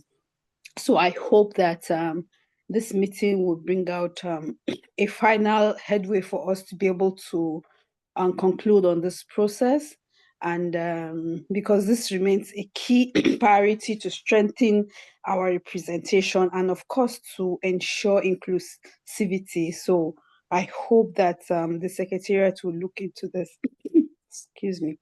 Additionally, from the beginning, aside the membership drive that we said we're going to be doing, we also said we're going to be doing some regional outreaches where we have CSOs from the zones come together in a town hall meeting or so, so that you'll be able to understand, read the reports, what around the reports before the validation comes, so that they understand those issues and be able to engage the draft or the validation process as it is. But we're yet to do that. I hope again, and it's one of the prayers for today in this meeting, that the ES and the board would look into approving for us to be able to have zonal, maybe town hall meetings or engagements, especially now that we are facing the EITI validation in Nigeria early next year. So I hope this meeting, even though for me it's quite late, but I hope it's be able to do, we're able to achieve this, to be able to have feedback from the zones, and also to see that we align with CSOs in the region. That again can, for us, position us better, because it's a work in progress. So we should be able to have that as a plus, not just on paper, but we should have it implemented. And I also, from the ES report, he talked about the human rights memorandum of understanding that this board have already in principle approved for us to go ahead.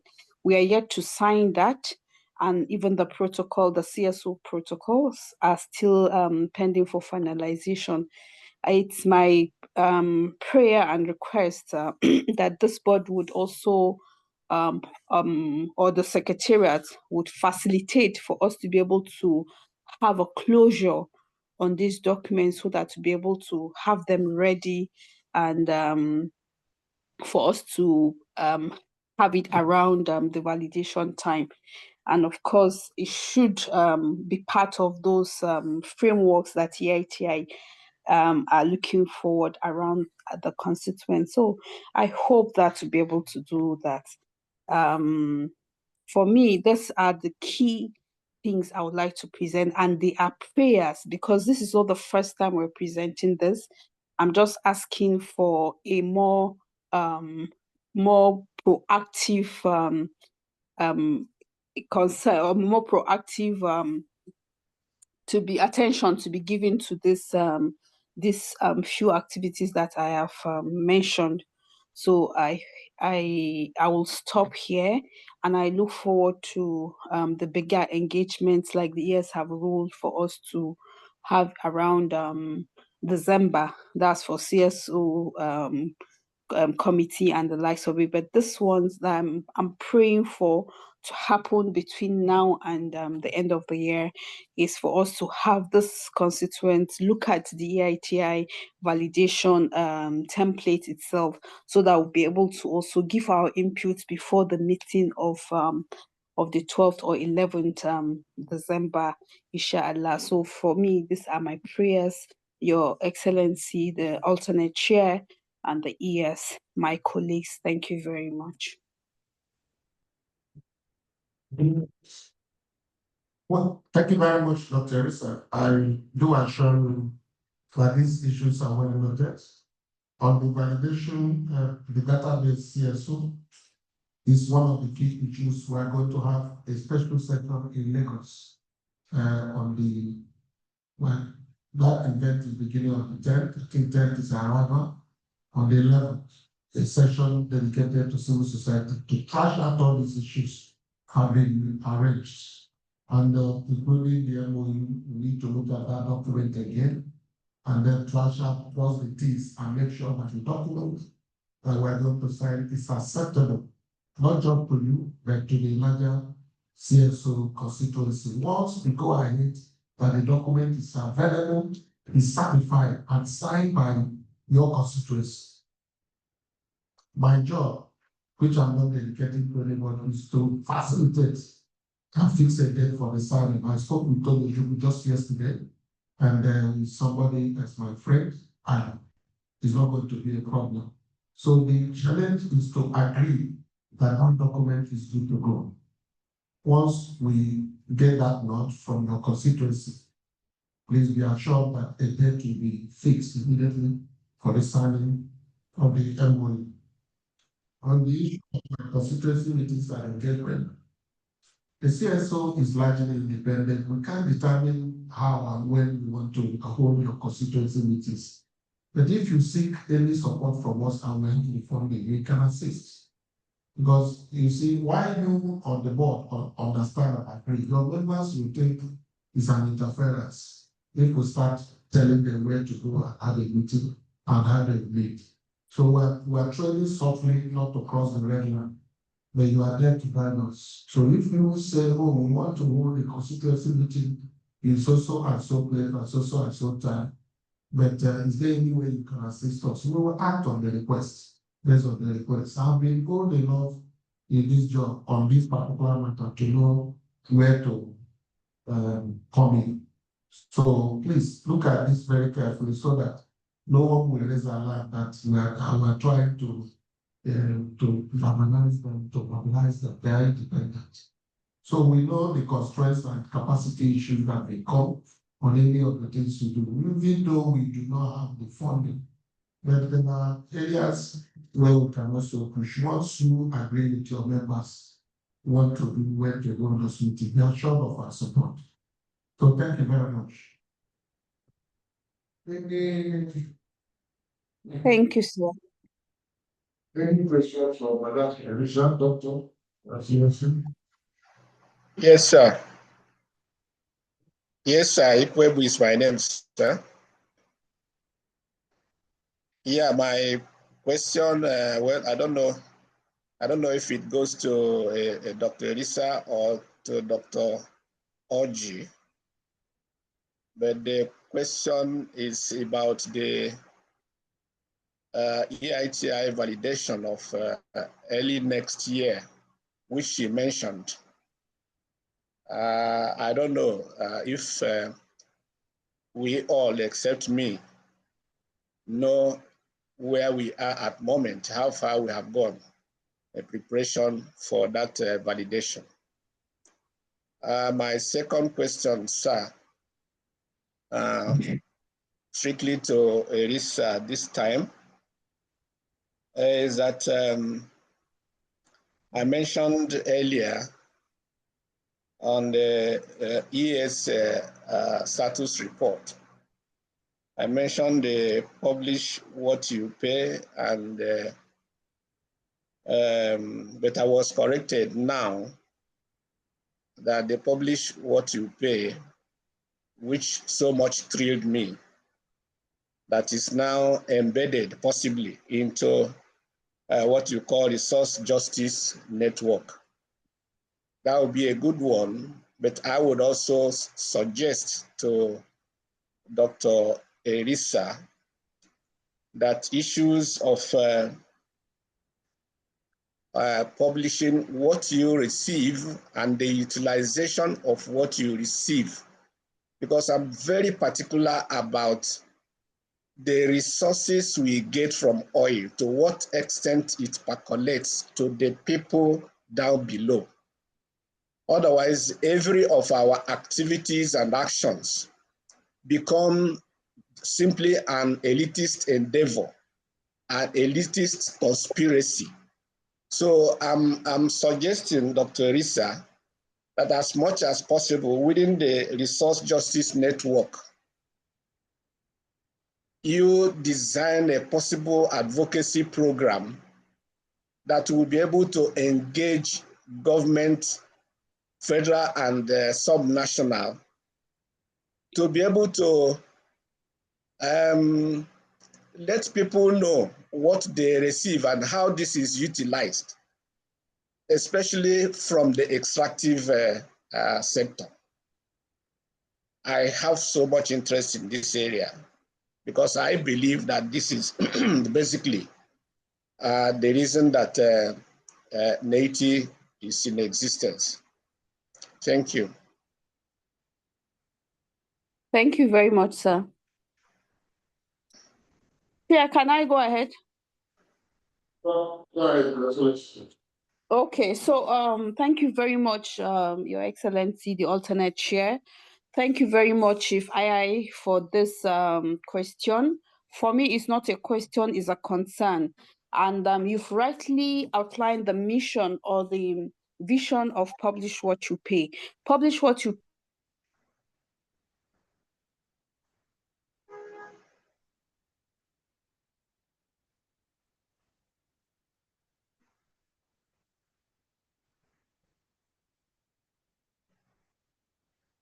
There's a reason.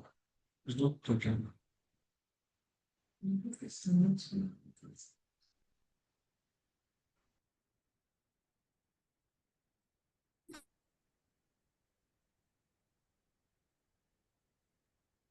Okay, I don't know where I stopped, but then you've outlined, like I said, what our mission, our vision is. And of course, we want to see how all those revenues are beneficial to the citizens, are beneficial to our community, and how it drives development in our communities.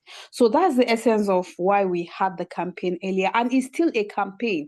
The only thing that changed is the nomenclature, where we are saying, oh, let's be Resource Justice Network, right? And then Publish What You Pay is still there.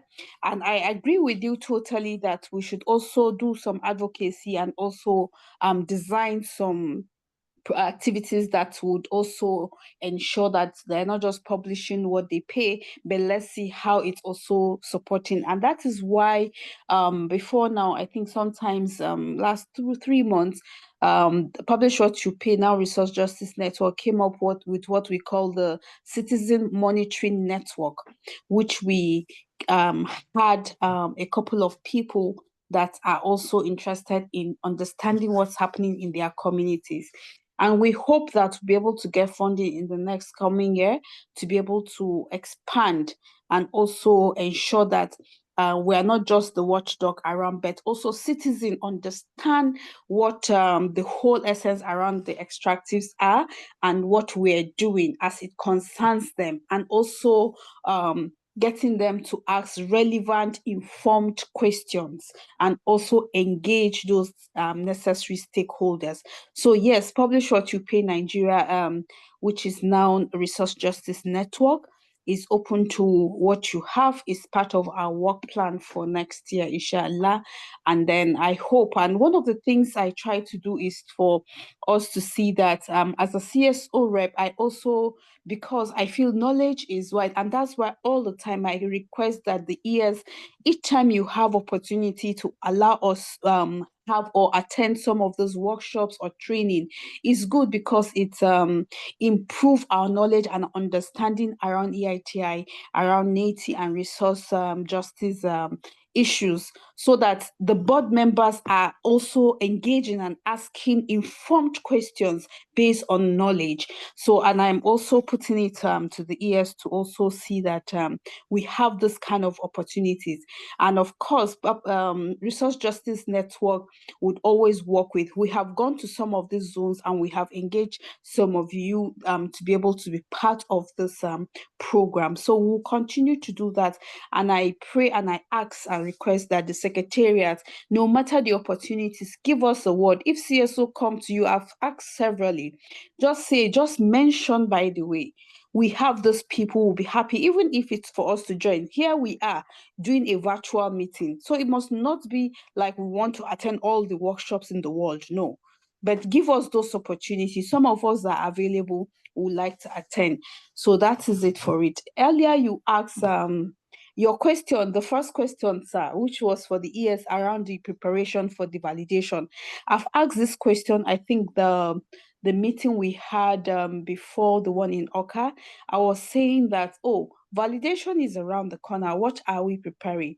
For me, I don't have any question. The only thing I know is what I've just shared. And I've always asked, because there's something with preparing and there's something with a last minute preparation or a fire approach or so. This is where we are now for me, because I've been asking for, this is over a year that I've asked, and we know this one is statutory. It's not like we just know about it. So, but I'm sure the ES and the Secretariat are in a better position to tell us where we are and what we are to do, because I've requested for that. I'm yet to, even though Madam Obegeli last week reached out to say, oh, there's validation, no, so we are supposed to be planning. I saw the mail and I replied to that. But as I'm talking to you, I should pass that to the ES and the Secretariat to be able to give us a better insight of how and what they are preparing for the validation for early next year. Thank you. Thank you very much, Dr. Chair, and then Chief I, and the last speaker, the sister Arisa. In each of my status reports, I normally provide updates. In terms of validation, where we are, it's not rocket science. When the EITI told us the areas were done well and the areas were not done well. Let me give you an example, which is a gap as at that time. When they came for that value, we had no board. It was a deficiency. And it's a requirement 1.4. We didn't fulfill it, and there was nothing anybody to do. The board was not in existence, period. So they marked us 0. The board was not in place. The second one was that the civil society at that time were fighting on who represents them. There was no credible civil society rep on the board. Requirement 1.3. It's either you have it or you don't have it. We still 0 there.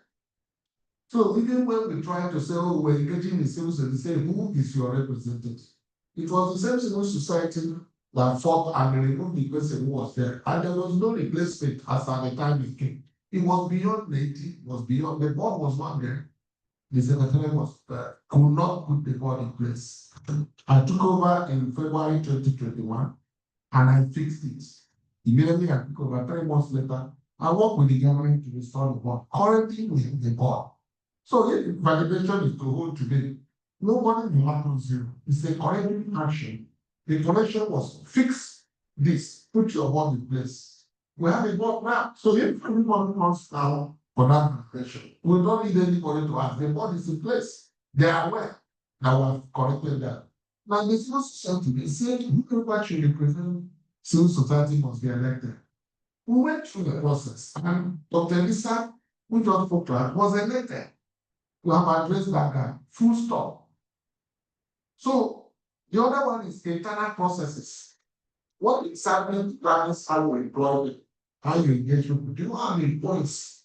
We took condition of service, which will remind this same board has approved it. And importantly here that the Office of Regulatory Persons has ratified it. The rest is why you, when you employ, if you want to employ, how do you go about it? There was no policy in place. Now there is a condition of service in place. When they come, we give them the documents. So the only area that we have addressed almost all, the only area we have not been able to confirm what we have done is some areas that are completely outside Neti's control. How do you disclose contracts? At what time do you disclose? We're engaging with NPRC, we're engaging with NPC on this, with FRS. These agencies are asking us, what do you want us to disclose? Is it when you are at work or after you have been executed? No country in the world has been able to agree on the models for reporting this. Neiti is working on to be the first country to do it. We're not expecting to score 100% on that, but even if we're able to score 80, is something. That's the only area transparency brings. Then we have a document where these gaps are noted. I will develop a work plan to it. We have updated that work plan. That's what I reported earlier that on the 10th, we arrived in Lagos 11th. Both the board, both the civil society and the companies will look at these documents. And it is only then and then we can make a pronouncement that we are ready for validation. But as for addressing this gap, there are not these gaps that substantially be addressed, and they are visible for people to see. The board is in place, civil society has elected representative, they hold their regular meetings, our engagement, staff internal processes. We have the board has approved condition of service, which will go outside it. Office of the NGM and service have ratified. The digital transformation of public finance management was recommended. That's what we are doing. So we have substantially addressed everything, except certain areas that are outside our control. We cannot say we can disclose contract now because NNPC said when you disclose contract that have not been executed, it has been no assets that can work out. And I reported here, I'm not aware of any country in the ERTL member country that's agreed on contract disclosure. You know, so what other people are doing, old contract that have been executed, they upload it on which is what we are doing. So in the north there, we are done well with corrective actions.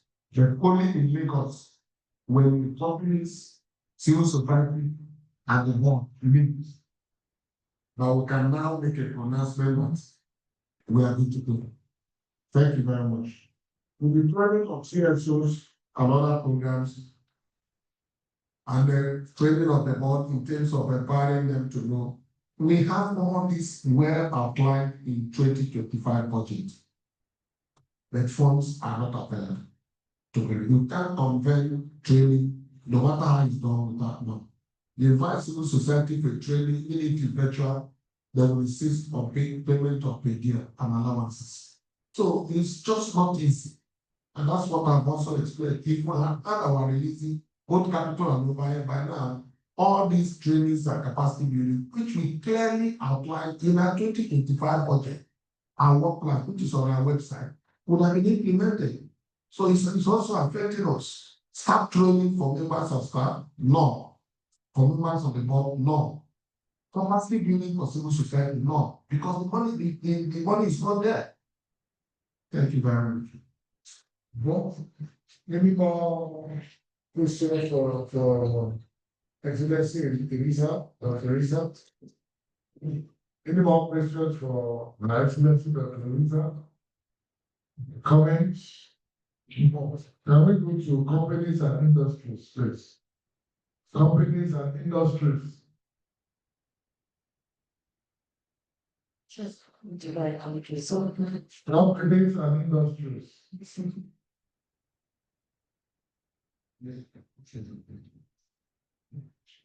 Oh, we better take the picture. There is us. Dr. Dele, distinguished Dr. Dele. Sir, Yes, sir. well, the alternate chair, the capacity PS, my distinguished colleagues on the board, I want to say good afternoon to every one of us. And I will also start my own comments from the point of appreciating the ES and the entire secretariat for the support they have been giving to the sector, especially during the last Nigerian Mining Week. And I want to say that as highlighted in the status reports of the ES, one major event that took place between the last board meeting and now is the landmark 10th edition of the annual Nigerian Mining Week, which was hosted between the 13th and 15th of October 2025 at the Abuja Continental Hotels in the Federal Capital Territory, with the theme, Nigerian Mining from Progress to Global Relevance. As we are aware, this one event, shaping the Nigerian mining ecosystem, is being hosted by the Ministry of Solid Mineral Development and has Miners Association of Nigeria at the trademark owner in partnership with FUCA Group, PwC, and Neiti. There are some remarkable features in the organization, participation, and delivery of this year's edition. First among these remarkable events In the build-up to this year's edition, I led a team of the organizing partners to Neiti Secretariat, where the Executive Secretary, Dr. Oji Ogunaya Oji, took us on the historical journey of the pioneering roles of Neiti at the birth of the Nigerian Mining Week. Hence, Neiti regained its position as a partner in the structure and was officially accorded the transparency partner of the event going forward. Coincidentally, the Land Mountain edition of this eminent gathering of players in the global mining ecosystem was also declared open by His Excellency Senator George Akume, CON, the Secretary to the Government of the Federation and Chairman of Neiti Board, on behalf of His Excellency Asiwaju Bola Ahmed Tinubu, GCFR, the President and Commander-in-Chief of the Armed Forces, Federal Republic of Nigeria. Some members of this board also graced the occasion by their physical presence, while Neiti Director of Policy, Planning and Strategy, Dr. Deta Bassi, presided over one of the days of the event. There are several keynote addresses, including that of Executive Secretary, and many conference sessions of the three-day event, highlighted the key elements of the modest progress made in the sector in the last decade, while also charting the path to our economic diversification agenda and continued relevance in the global energy transition agenda through a robust critique of the legacy and emerging challenges plaguing the sector. The statistics of attendance and diverse participation also speak to the landmark status of this edition, with an estimated 3,080 attendees from 31 nations of the world. The three-day events take a total of 21 conference sessions, 10 technical workshops, and 5 sideline events, all anchored by 38 exhibitors and 31 sponsors of various categories.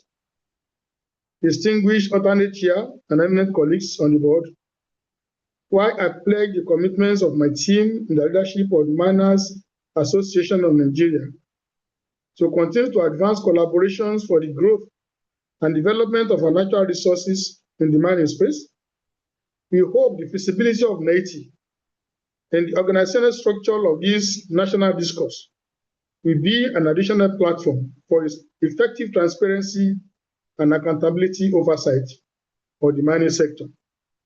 Before I round up, I want to also inform us that the day after the closing session, I led a team to pay a thank you visit to the Honorable Minister of Soil Development, Dr. Henry Dele Alake. And one of the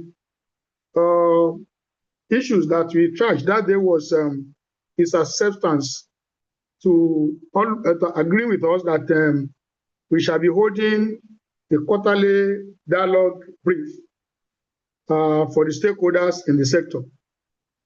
As we continue to put flesh to this agreement, I want to assure this board that Neiti will be well involved in the dialogue going forward. Thank you very much. I wish us successful deliberations. Thank you. Well, distinguished ladies and gentlemen, firstly, yes, any comments, observations, so and so forth on what Dr. Dele Alake has just said?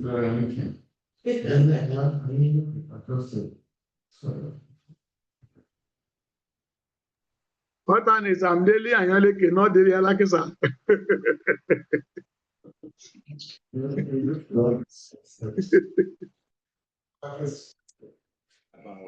Dele Alake. Yes, let's was the professor.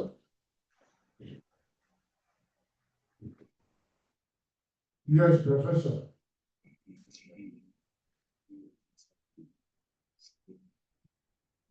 Hello.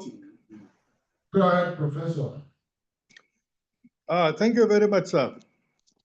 Yes, sir. I actually have only commendation to express to the executive secretary and the members of his management for operating under a very trying condition. We are aware that there is so much resource scarcity and it is very difficult to undertake some of the activities that are happening. So I am personally surprised that they are able to get things done. It is a show of it is a demonstration of their commitment to the cause of Neiti.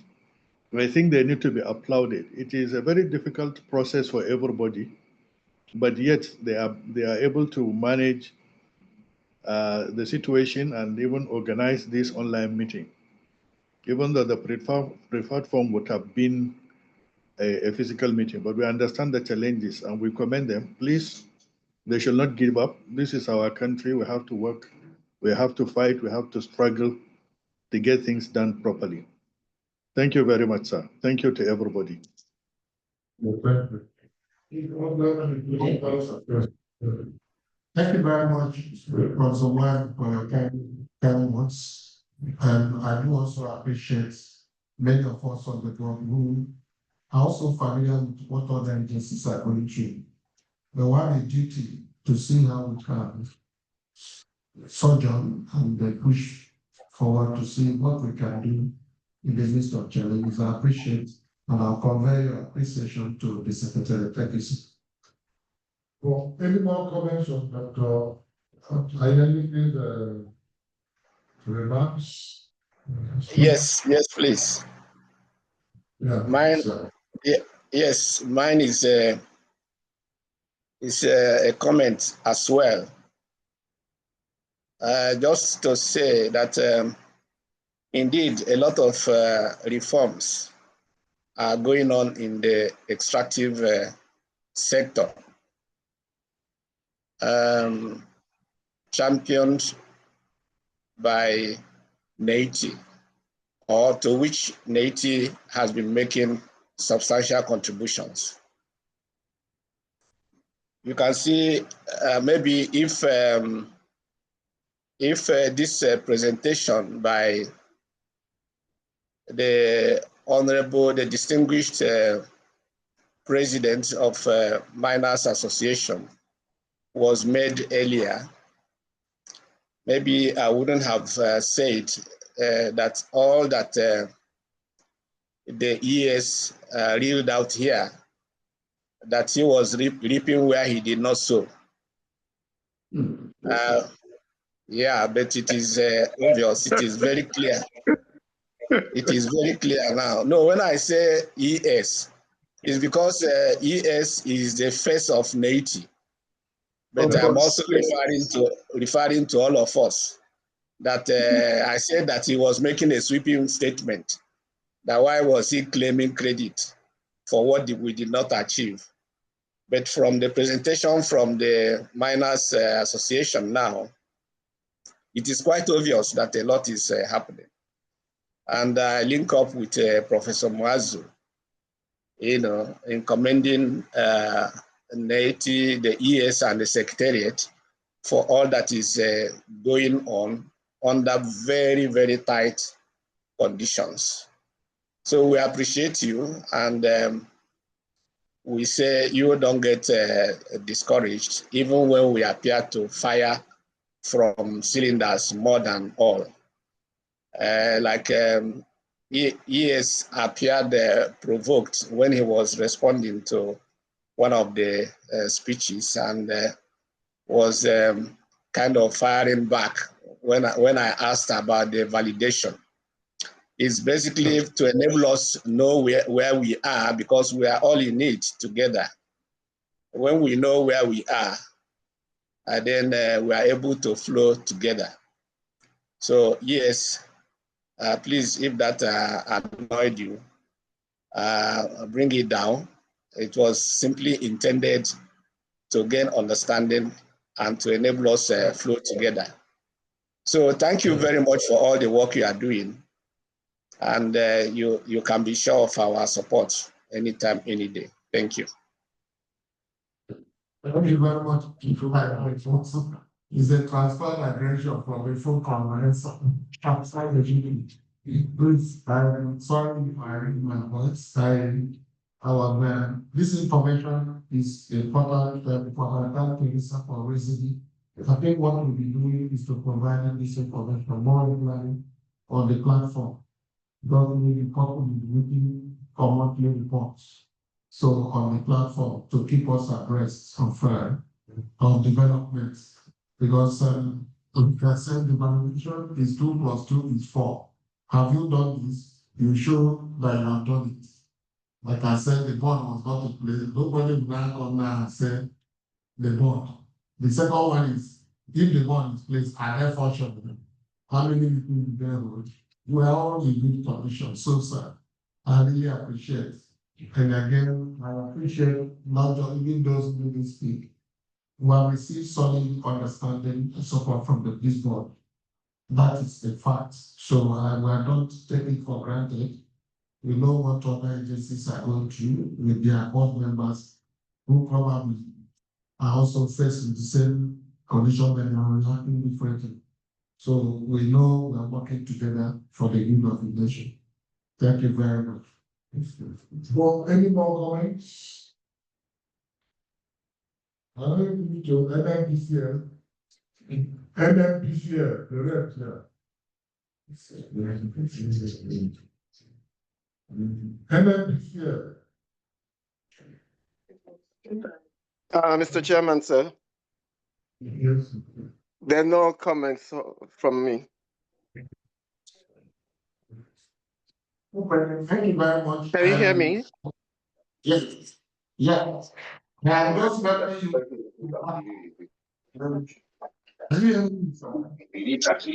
I'm struggling to hear you, sir. Yeah. Conversation was. No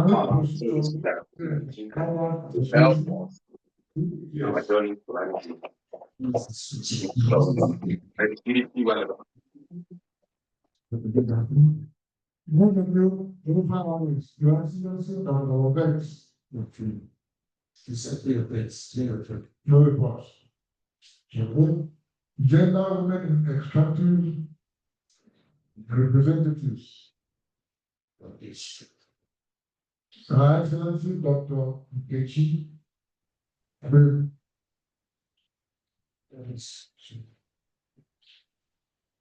Okay.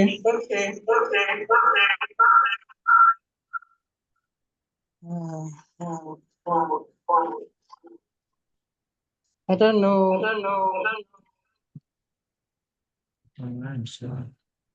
No, my name is.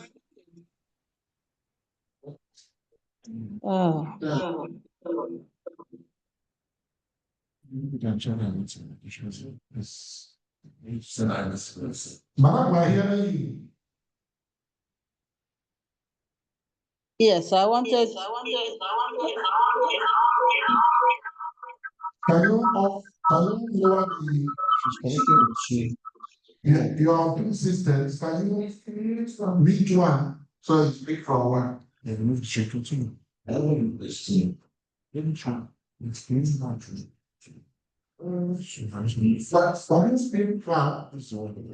Okay. Well, Hello. yes. Hello. Right. Okay, you can hear me now. Can you hear me now? Yes. Can you hear me now, please? We can hear you, ma'am. Yes. Okay. Thank you.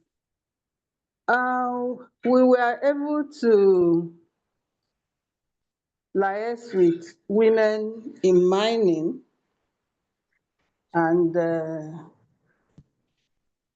took advantage of being on their group to listen to what they were doing and then offer some information as to what we think they should also focus on. Then based on that information, or would I call it meeting with them, we then decided that, okay, if this is what is happening to women in mining, there is need for me to visit National Council of Women's Societies, and look at women participation in these areas of extractive industries. Then, having looked at a number of things, there are some things that have come to my mind, because you find out that people become vulnerable in their locations. And I'm beginning to wonder what the industries there, especially the mining industries, what the companies are doing, referencing the environmental impact assessment, what I may also call medical remediations. And I think that there is need for Neiti. I don't know whether they have anything on that, to begin to look at those areas. Because if you're looking at transparency in these companies, have we also looked at the effect on the human beings that are around those areas? And I've seen that there's so much that is happening to the people there. And like the former CSO said, we need to begin to look at how things that are extracted from their place affects the individuals there. I normally tell people, I say, if God did not want these things in Nigeria, he wouldn't have put it here in Nigeria. So wherever those things appear, some benefit will go to the human beings that are residents in those places. So these are some of the things that I would like Neiti to look at, and begin to also engage the companies in those areas to see how we can improve the livelihood of the people from those areas. Thank you so much. Thank you, Excellency. Does anybody have observations, comments, something to add or subtract from what the distinguished have just remarked?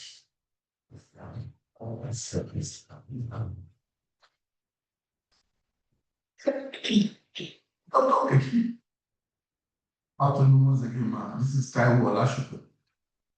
I have to ask, not long ago, somebody called me from the women starting industry that I have an event coming up in Lagos in November this year.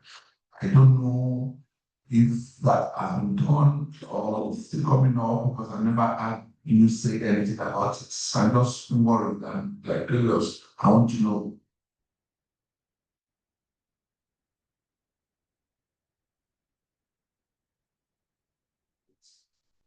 I didn't know what you do.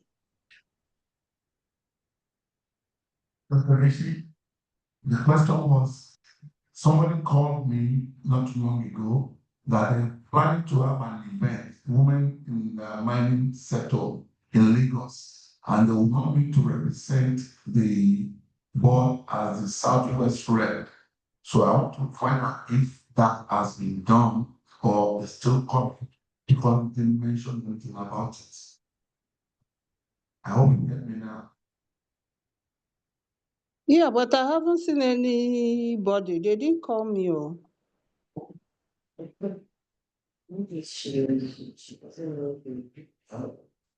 Well, maybe you try and find out so that you know you are involved in the development of our Southwest Campus. College in Southwest, they have to be involved. It's because they are very good at hosting and doing this and coordinating and networking. Not operational. Not operational. Dr. Macy, let's quickly I want to talk to the president of the minor session, President Ondike, after this meeting, because Lady was the one that invited me the last time in Lagos. They had an event in Lagos last year, but they told me through the secretariat this year. They said to me that the ES gave them no acts. But fortunately, I didn't see the date. I did not see the commissioner made up something when they first called me. So that's why I'm just trying to pledge. Yes,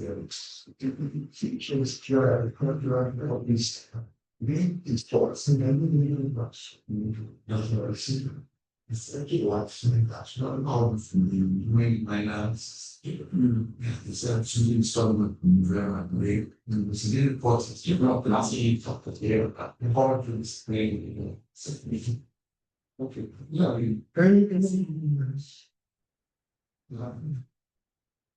any other comments on Dr. Kechi's Yes, yes, I have a question. Thank you, alternates. Thank you, ES. Thank you, my colleagues here. Yeah, well, Dr. Nkechi Sigwe, I will want to know, and please pardon me without sounding denigrative, just for curiosity's sake, what from your visit, what do women do in mining? What specifically do women do in mining? Or are you referring and relating to women who are employed in the companies? Or are women also involved in this artisanal mining stuff? Just for curiosity's sake. Thank you. It's like asking, what do men do in mining? Because I'm not aware that mining is a gender issue. Because some women are involved in real mining. And they go underground to... Which underground? Because Yeah. even in these areas that you're talking about, if you make some inquiries, you will find out that even the women some of the women are those that carry the minerals themselves to go and load in a truck, just like the men do. And you will also find out from the civil society that, in fact, the most vulnerable people in those areas are women. Because let me look at a place where they are mining something that evaporates into the air. The first set of people who are those who are affected, environmentally affected, are the women. Yes. Yeah, that's my worry. That's my concern, actually. And I'm saying that whether they even go to those mining areas or not, they are still affected. Okay. they are still affected. Okay. Even in You're right. reproductive issues, they are affected, just like the men are affected. That's why I'm calling for environmental impact assessment and analysis of the mining areas for them to come up with something. Because you really can't give licenses to people to go and mine any mineral without looking at the impact that it will have on the individuals and the human beings that are in those areas. So these are some things that we need to begin to look at. Your Excellency. Because for me, being on this board, I've gone on to do a lot of research on mining around the world to begin to see the impact it is having on those people. Your Excellency, thank you very much for To crown it all, I'm not, you people are awarding me a PhD. Eh? I'm not a doctor. The alternate and You the are alternate, deserving of it, madam. the alternate.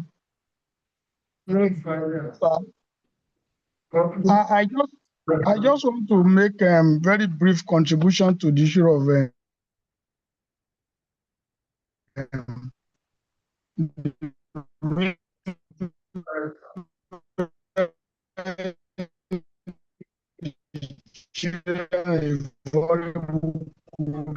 in the mining field. By Chief II is some women that are like men do. However, women in mining is more of an NGO than a body of operators. And I think they speak to the issue of gender inclusion, children's rights, and things like that in the mining space. However, I also want to maybe inform the board, and especially our engineer, Madam Nkechi, that women in mining are into partnership with some agencies that addresses the issue of these denials and things like that in the mining field. We have the global rights. I know they partner a lot with all these agencies to ensure that the mining space is conducive and it takes care of the rights of the vulnerable group in the sector. So, and to answer Chief again, as a matter of fact, the women who are involved in mining, like I said earlier on, they do all the things that the men do. We enter into the pits together. We do a lot of things together. We slug it out together in the field. They are strong women anyway. Thank you very much. Thank you, Dr. So then, no, I think at this stage we move to board members for consideration and approval. Any zonal reports? Report from zonal reps?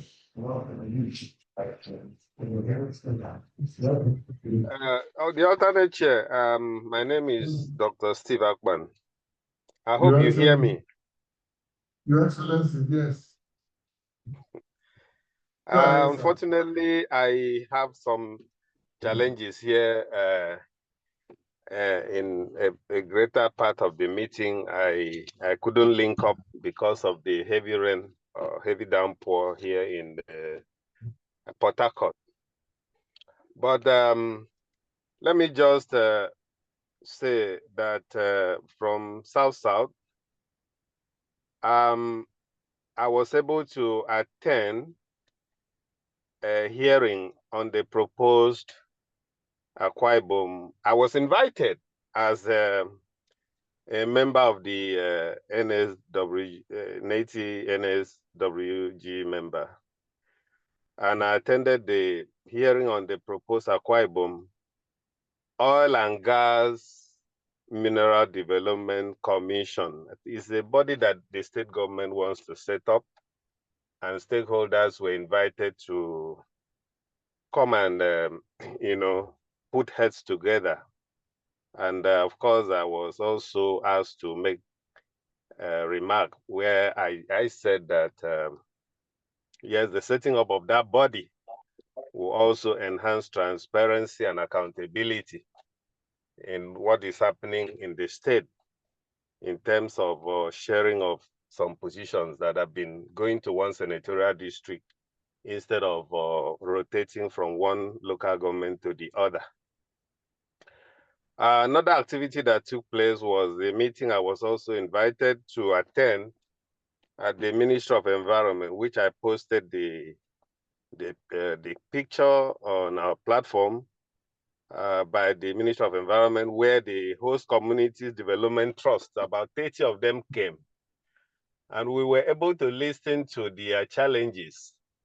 Most of them for the past 3 years have not been able to access anything from the oil companies that are operating in their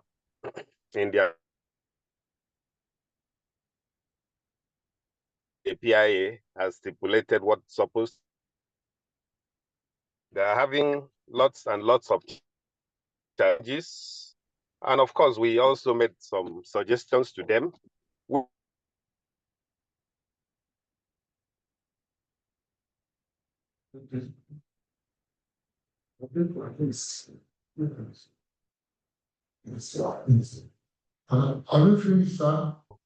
Be able to step in and see how to assist them. Of about 30 of them that came to that meeting, only 3 have been able to access funding from those oil companies operating in their localities. And we also came to the fore that about 4 oil companies operating on the waters of Akwa Ibom State are not even recognized by, captured by the state. So I think there's work on that.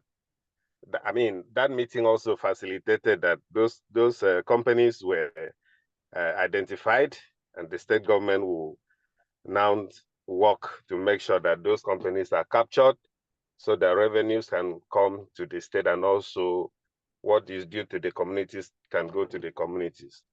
Then for me, I think I will still continue to push for the functionality of the zonal offices, because this is important.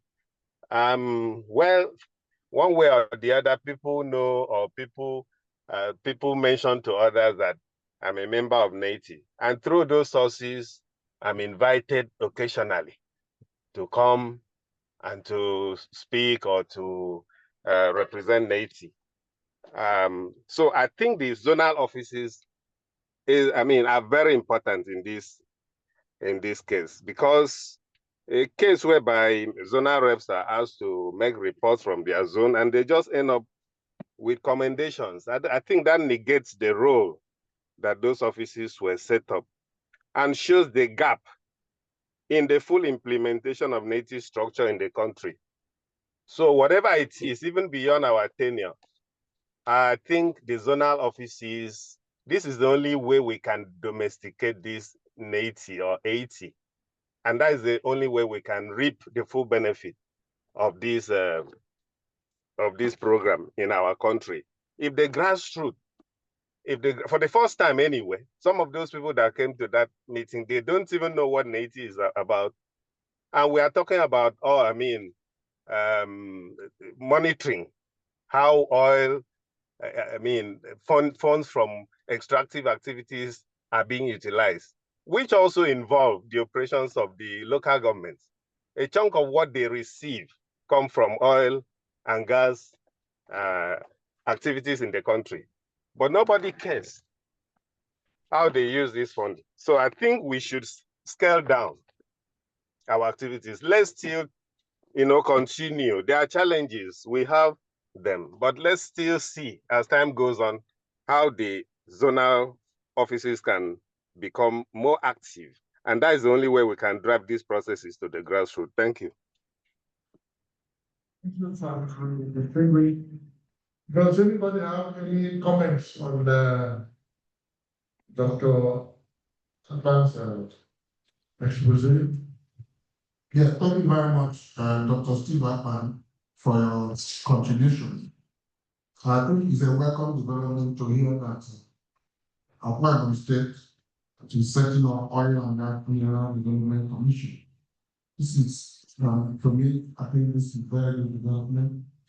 It's coming at a time when some national governments need to find ways to get deeply or deeper involved in the extractive industrial management.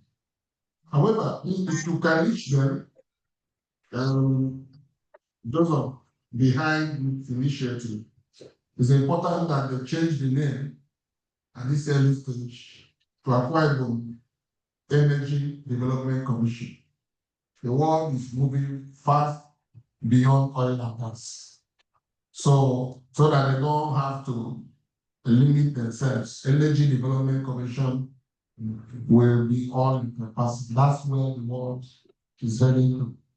The law is meant to last for a very long time. So to reach them, it's only to just, instead of saying oil and gas, because this will limit their investments and limit access to international finance.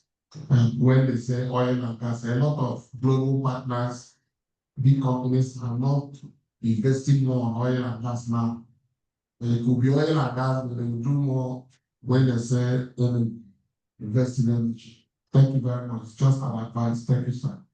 Thank you. I have an interjection. But the issue of general offices is what we will continue to push for. It's very important so that we engage with local communities to see what's going on. For instance, in Benue, Zamfara, Uri, and other states, there are a lot of things to do. When these reports come up, we need to know to advise local authorities, federal authorities, appropriate. So I'm in total agreement that you have zonal administrative officer. Thank you very much. Thank you, Alternate Chair.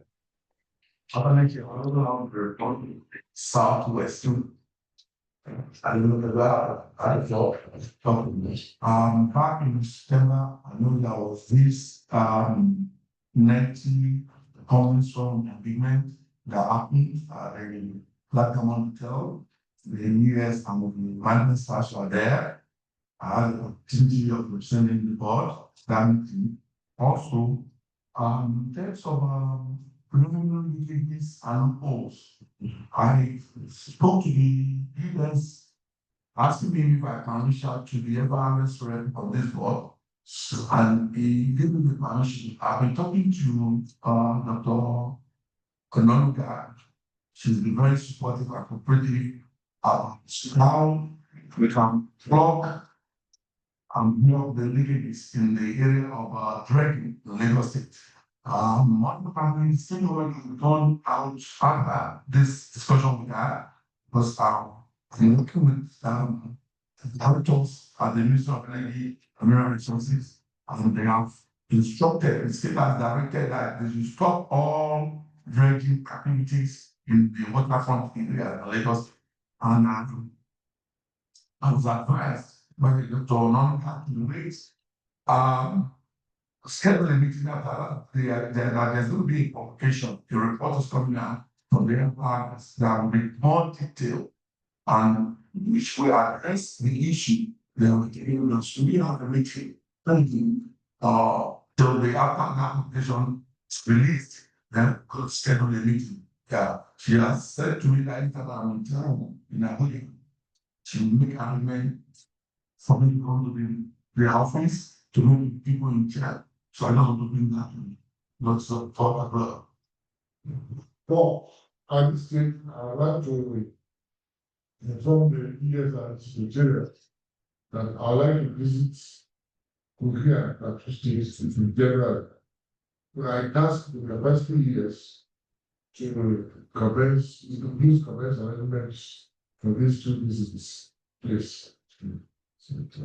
It's not that directed my complimentary.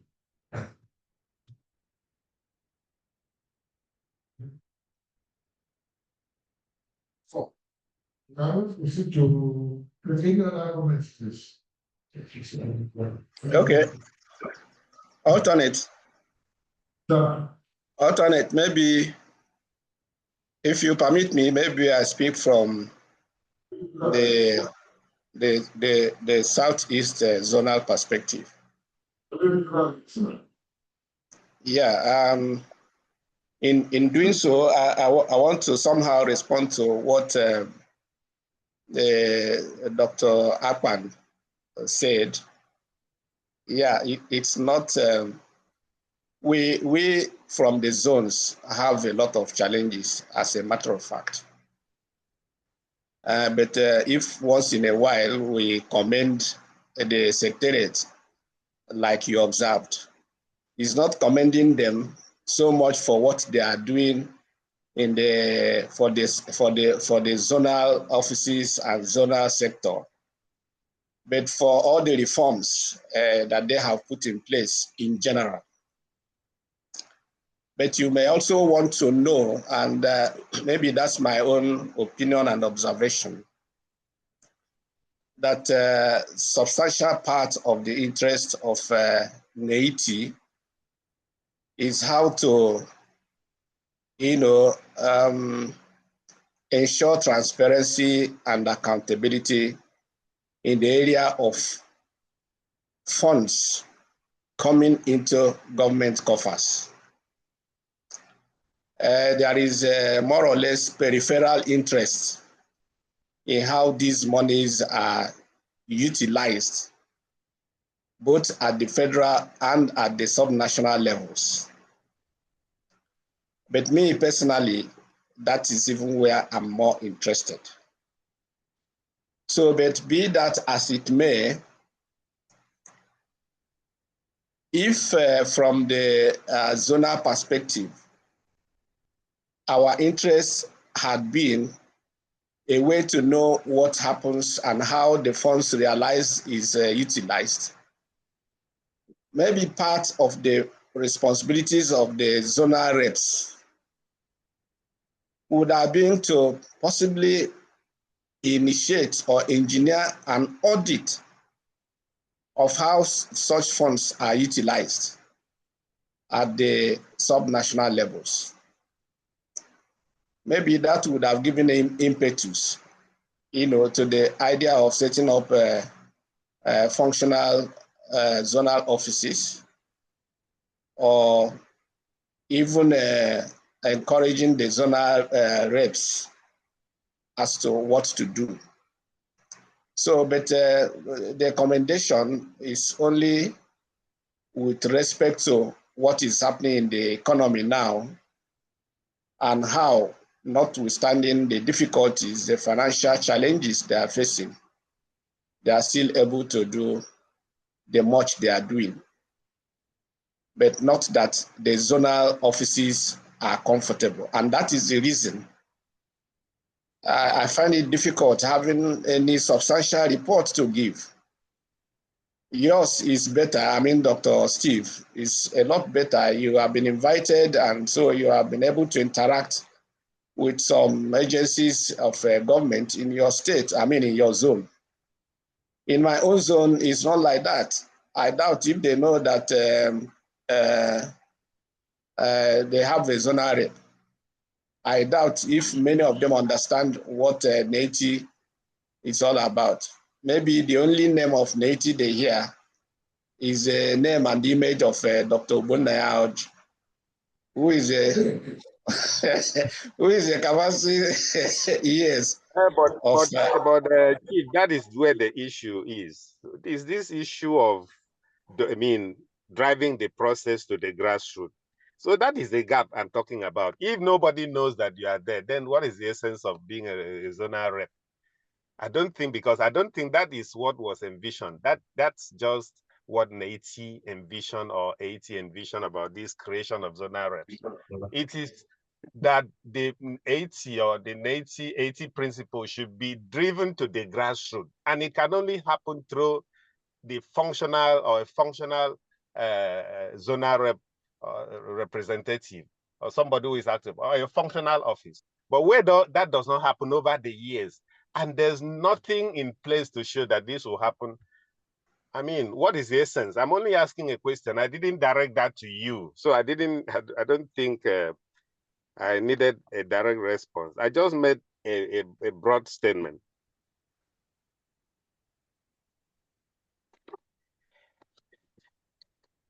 Thank you very much. Hello, can I speak? Yes. You know, many times we've seen that Neiti is not exactly like any of the other agencies under government. We have seen that they don't have funds to even operate, which Professor mentioned. One question that I keep asking is, what can we do to help Neiti in their funding? We must begin to think of creative ways of making Neiti work effectively. Because when we keep blaming them for something that they cannot even do, I don't think that it is right. So I'm asking all of us, what can we do to ensure that Neiti operates properly? There must be a way. Thank you. Thank you, Mr. Chairman has given the floor to respond. The issue of rural transformer strongly is important in the discussion that the zonal reps have presented. But all these are also have to be well within the context of means and ways the EITI operates. So I've noted that I will also continue to pass it on to seek advice as to seek further engagement of them. My advice in terms of engaging with our various constituencies is that when we come to any constituency engagement, we have to first of all identify, ask ourselves, who are the people who are important in my work? We call them stakeholders. Who are the people that have stake in this work? Those are the people we engage with. Number one, in the context of our work, like I mentioned, is government. Number two is civil society. Number three is extractive companies. As it is at the federal level, so it is the lower level. So if a zonal rep wants to have an engagement in the civil society, to know the civil society organizations that are operating within it do some activity. And if Neiti has anywhere we done, we are ready to support, to convene such a meeting. It is in this meeting that we introduce ourselves and let them know us. And when they are organizing things, they will say you'll be this. They will help you. In the Southeast, there are many of them. The civil society we spoke about, many come in the South, in Anambra, in Enugu, in Abia, we know them. Once the zonal rep in the Southeast says, I want to host a meeting of civil society and company, you can combine them. Then Enugu. We will look for ways that we seek to have the funding to support. If we don't have, we will seek for development partners. Those are the kind of things that we like to support, provided the meeting is thoroughly defined by context, which we can also provide technical support. You say, okay, we want to have the meeting with the media operating in our zone to introduce ourselves to the rural, some national media. It's important. We can support that. And media is there that in these states, you know. It might be it's capital intensive, but that's also why that's the kind of capacity support we also look forward to. We want to have a meeting with government to represent the relevant to stakeholders, like commissioners of solid minerals development or energy in the general place, to bring them on Neiti, introduce Neiti to them. It's an activity. That is how we spread the message. And when many of these people, because when you come in and sleep, they'll write their name, write their phone number, and you give your own name and contact. Do something, they will invite you. You'll be this. If you do that once in a year or twice in a year, as resources are available, you familiarize yourself. And that's how we now hear. It's not going to be like going to the media to announce I so and appointed engagement. And some of these engagements do not require offices. I'm not saying zonal offices or anything like that. It is engagement with stakeholders requires what we call stakeholder mapping. To have those stakeholders engage in produce your work and your duty. The Secretariat is open, willing, and available to support this initiative. Thank you very much. Thank you very much. Secretary, Executive Secretary, the last Executive Secretary,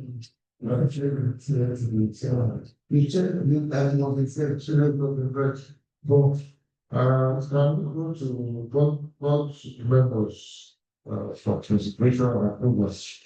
Okay, thank you very much. Like Mr. Chairman, the memo that I have is already one we have discussed. It's a formality and it requires, what I mean formality is a requirement in EITL delivery. And when we want to move materiality from 1 naira to 2 naira, you'll have to seek support and approval of the board. And that corresponding drop to the area approval materiality threshold of 6 million to 20 in 2024 reports. We would now like to move it to 10 million. The proposal is anchored on informing the advocates within the sector on the need to balance comprehensive coverage with audit efficiency, cost effectiveness, and better reliability. We have shared this document. We are giving documentation including increased industry activity and reports, quality and focus of the audit coverage, timeliness and operational efficiency, financial and resource constraints, compliance with PIPI standard, and our prayer is that the Secretariat request respectfully approval of the NFWG for upward review of materiality thresholds from 6 million to 10 million for the purpose of the ongoing 2024 minerals industry report and beyond, except when the need also arises. The justification for the analysis is empirical, is attached to this report, which I have shared online. I saw some seeking approval. Thank you, sir. More comments from a distinguished audience and gathering.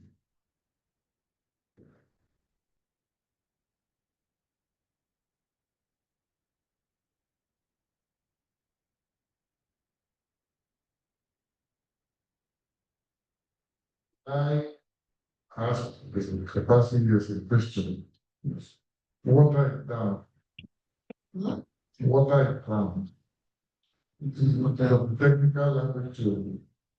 No, I've explained it because we know, I asked the question when I thought you were saying that Chairman, in that question, you don't deal with any company. You must be paying royalties, substantial royalties, because time and cost of keeping companies that pay you to or not in the terms of royalty is enormous. So you have time to chase those who are doing something this like this. So that's the way to explain it. the number of people doing something in the sector are huge. You don't have to waste your time on people who they don't have any royalty they are paying. So we identify those who are dominant players in the sector. And currently there are 228. They have increased. It's against 1,214 in the beginning. So we are just seeking approval to move on. Let go. Distribute things like that. Mr. Chairman, sir, my hands are up. Yeah, My hands are up. Yes, sir. Yeah. Sir. Thank you very much, the alternate chair. I just want to make few contributions. I had wanted to make this contribution at that time when Chief I asked about his concern concerning raising the maturity threshold, whether some companies will be off the radar.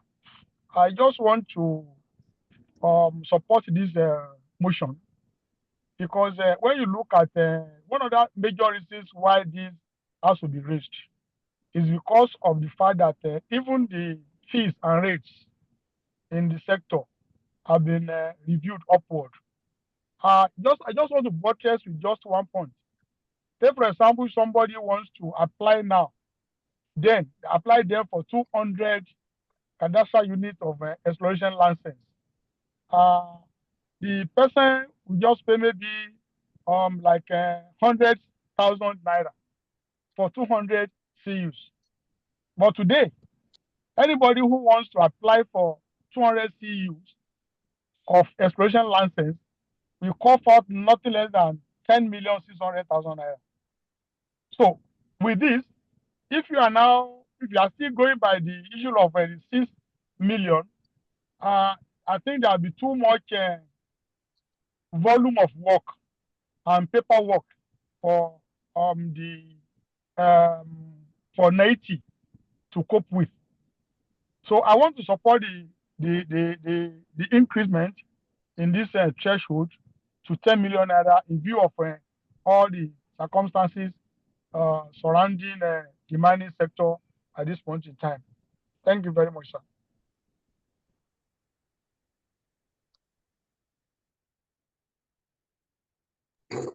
Okay, alternate chair. My name is Steve Akban, Zonal Rep South South.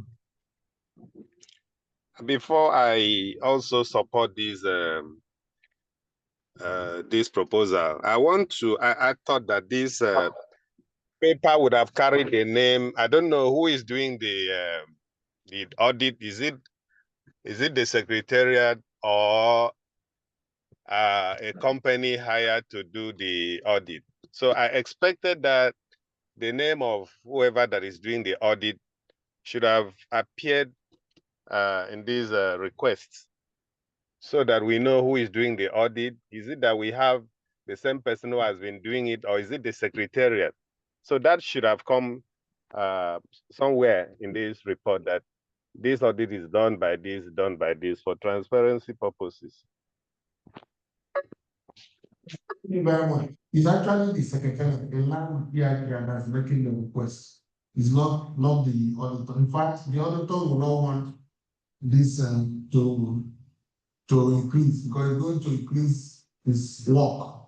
So it's the secretary that is making the request because we want quality coverage of the sector, not to come and feed the report with all kinds of, just like the President Minor Association has spoken. Let me put it in a lighter, it's just like you people those who are in politics, when they are looking for voters, when they arrive in the community, instead of going from house to house, they just go straight to the opinion leaders and stakeholders in the community and consult with them.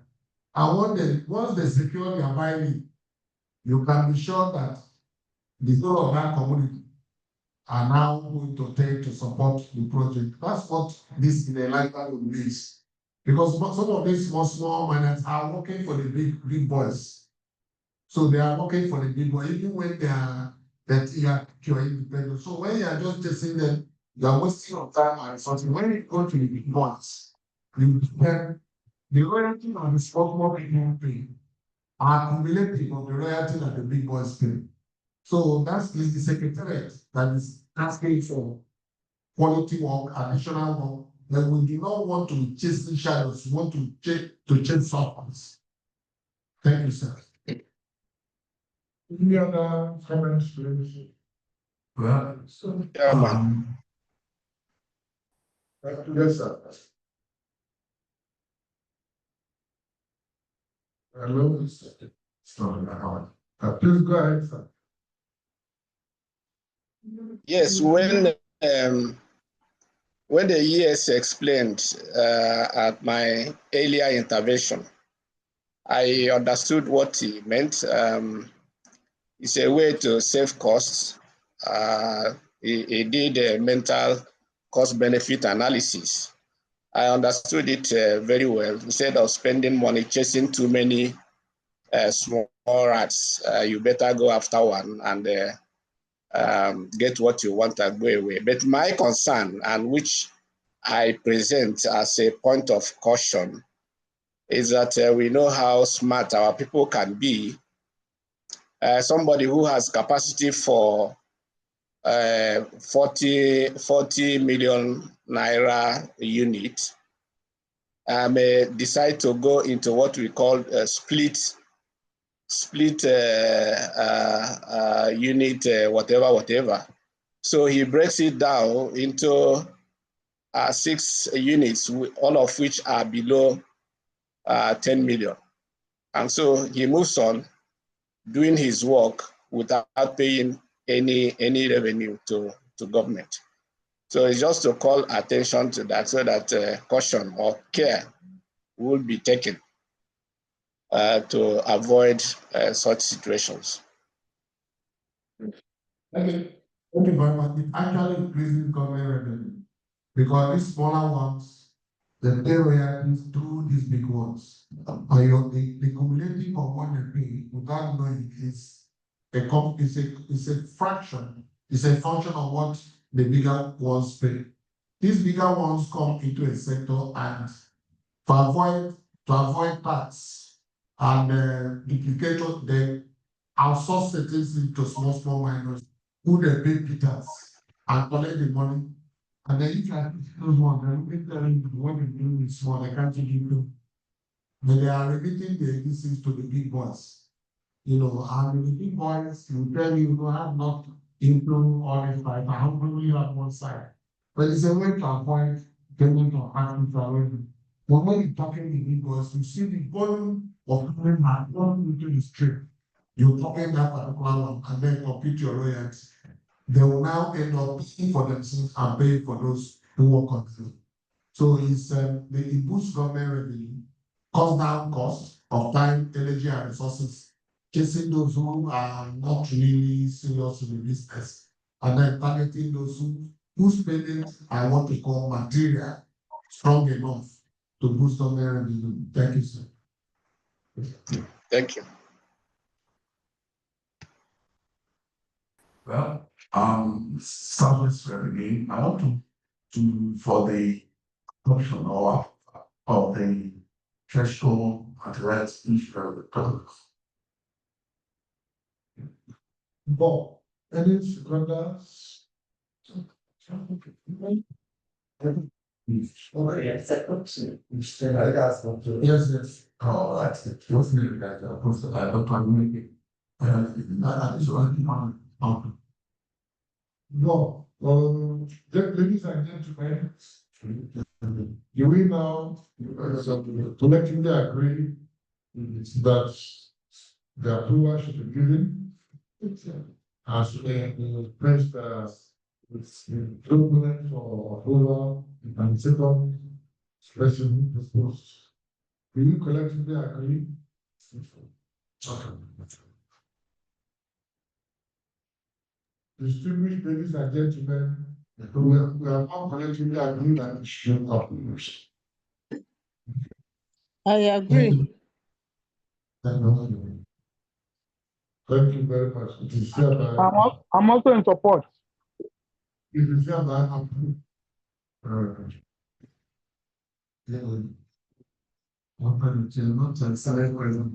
Sincerely pray with my hand with God. 4. AOB. Thank you very much, sir. I forgot to inform on that our observer, the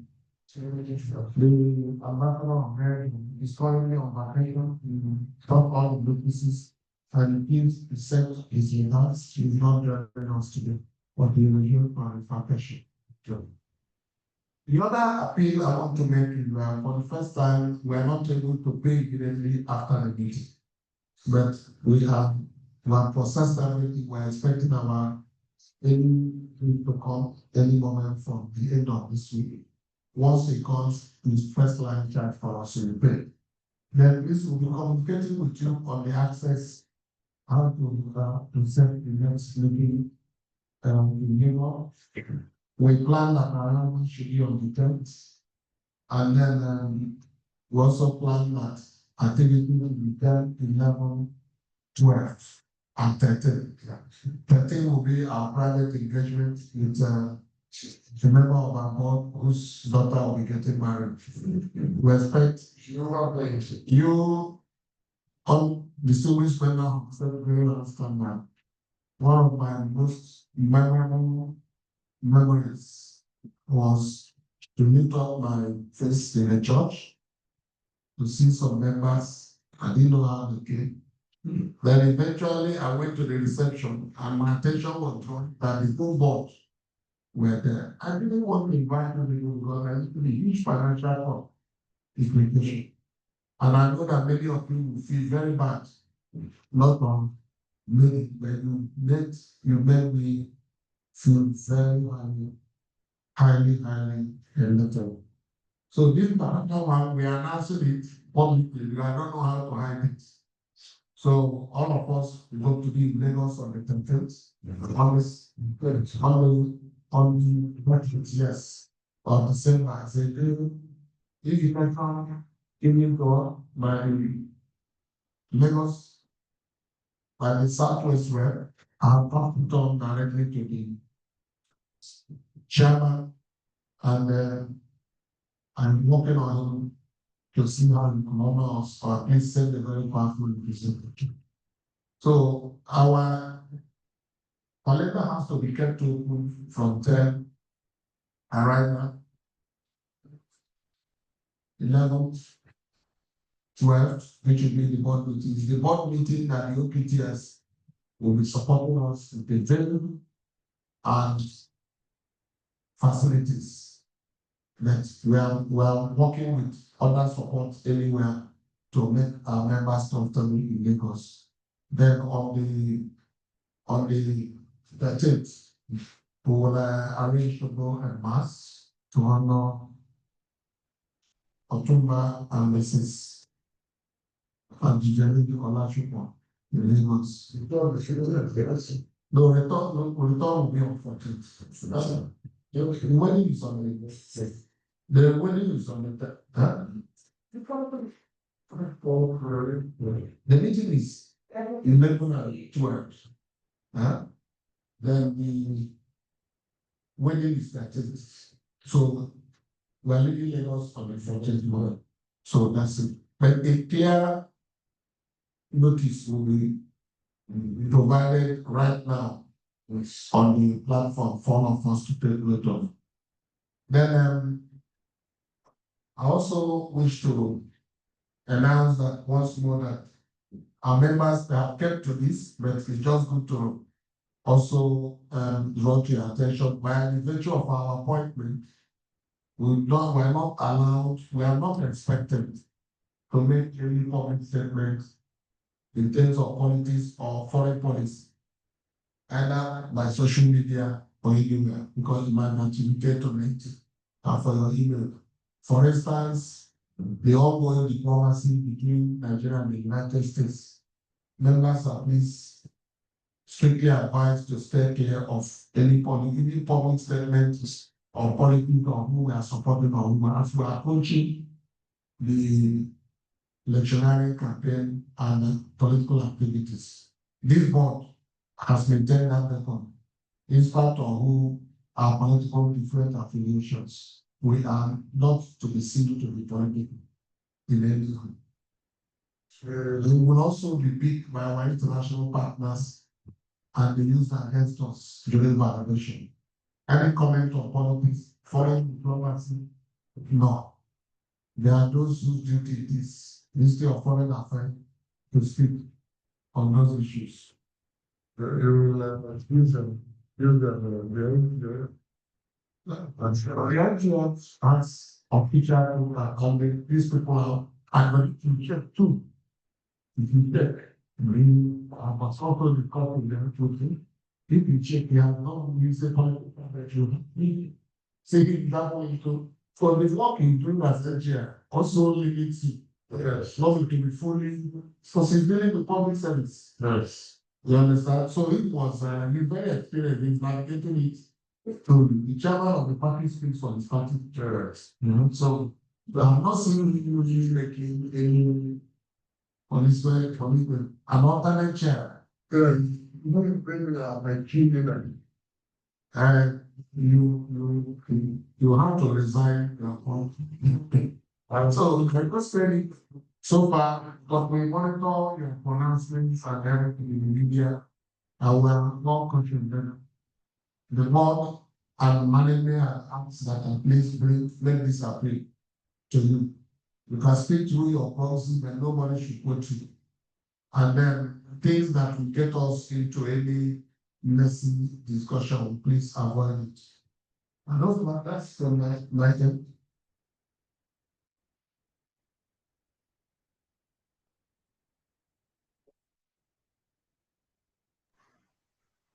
I think we're on AOB, are we? Are we on AOB? Yes, Your Excellency. All right, thank you, Your Excellency. Thank you, Your Excellency. Yeah, let me say that ES advice is taken, and it's very, very critical and timely. Thank you so much. I want to suggest that for traveling to Lagos, that the travel arrangements be made early enough so that we can well organize ourselves. If the Secretariat is sending us money for tickets, let it come in time.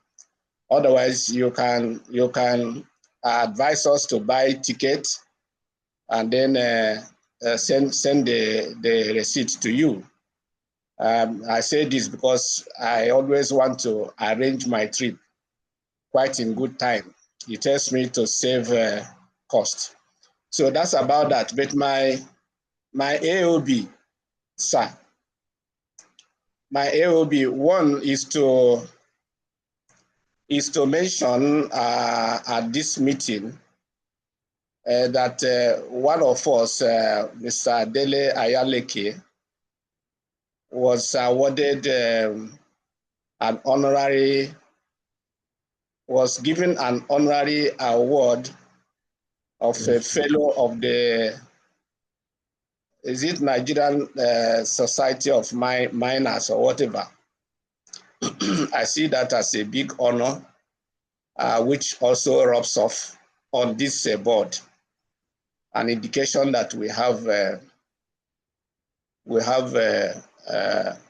quality personnel on this board. So that's one. And then my major one, which is a question. I want to know what's the position of Neiti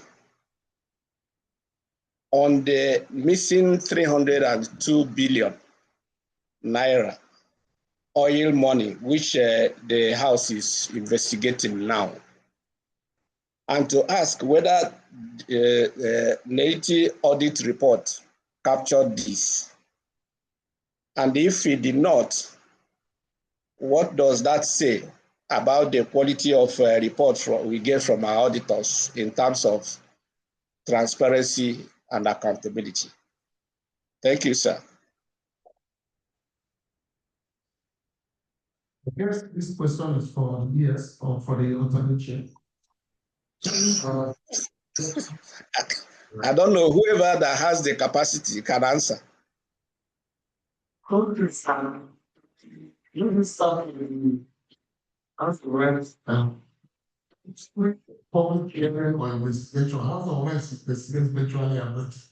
So we're usually invited, when we see their name, remarks and the content of what they're asking for.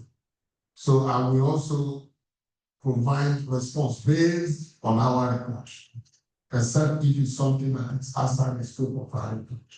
Because maybe if they are investigating something they are investigating about 2024, our report for 2024 is not ready. We are on it. So we only speak on our report. But it's something that we need the scope of our report. We don't normally respond outside the scope of our report because anything from 90 is taken very seriously. Right? Until we see the details, to be honest with you, I don't have the details of the investigating so that we know how to respond. But our report is comprehensive because yet it does not cover everything. But when we see the request, we treat it on our merit. Then the second one, sir, you mentioned is finances to Lagos. Or finances to Lagos. We are seeking support from the and we can do Mama's marriage. So I did not advise members to buy tickets, and that's why I said immediately after this meeting, guidelines on how to arrange it will be completely ironed out and streamlined. They could stop tickets during this festive period, especially that time. November is towards Christmas period. It's going to be very big for any agency to go.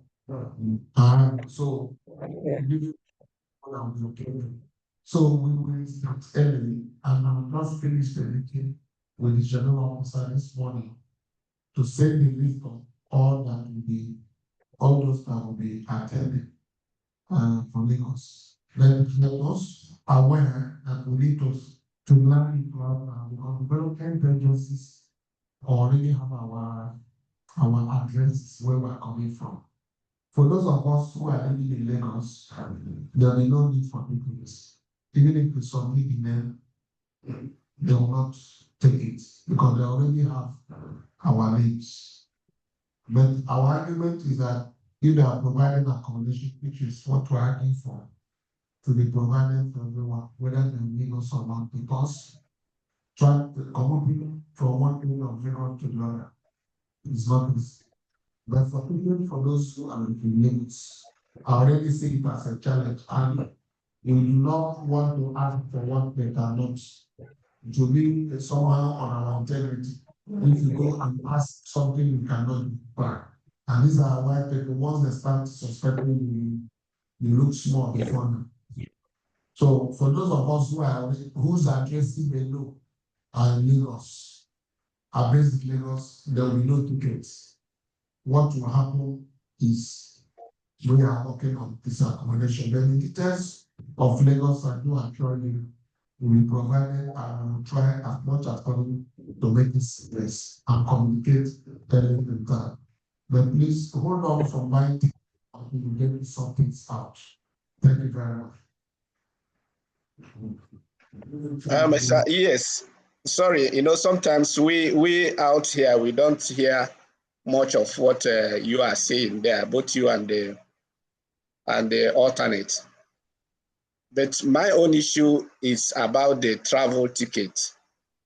I want to be able to arrange my own ticket because I have had issues 1, 2, or 3 times when ticket was bought for me.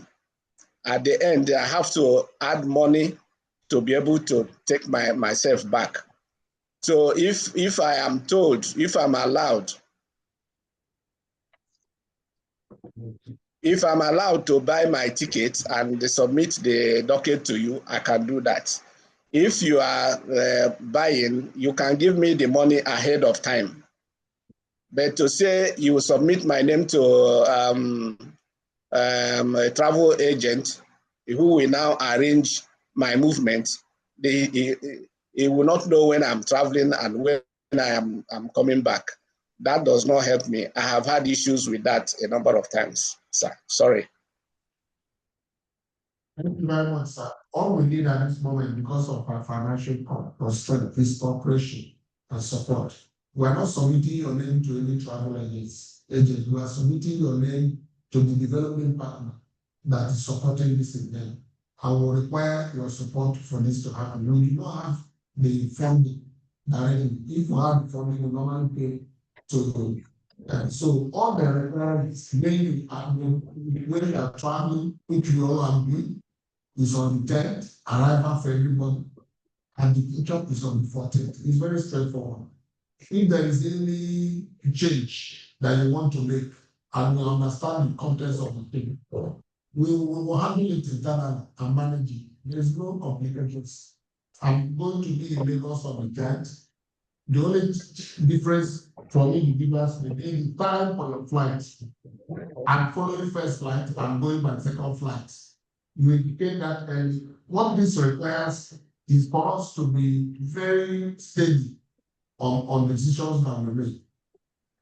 So because airline travel depends on specific information. If you change the information midway, it attracts costs. So, sir, please bear with us for now. Thank you. Hello. I seem to key in on what Southeast Rep has said. You know, because for somebody like me, if, for instance, I'm going to any place, I go a day before, and I go in the afternoon. I don't want to wake up very early in the morning and start rushing to the airport. And when I'm coming back, I don't come back on the same day that they finish the meeting because my body cannot handle it.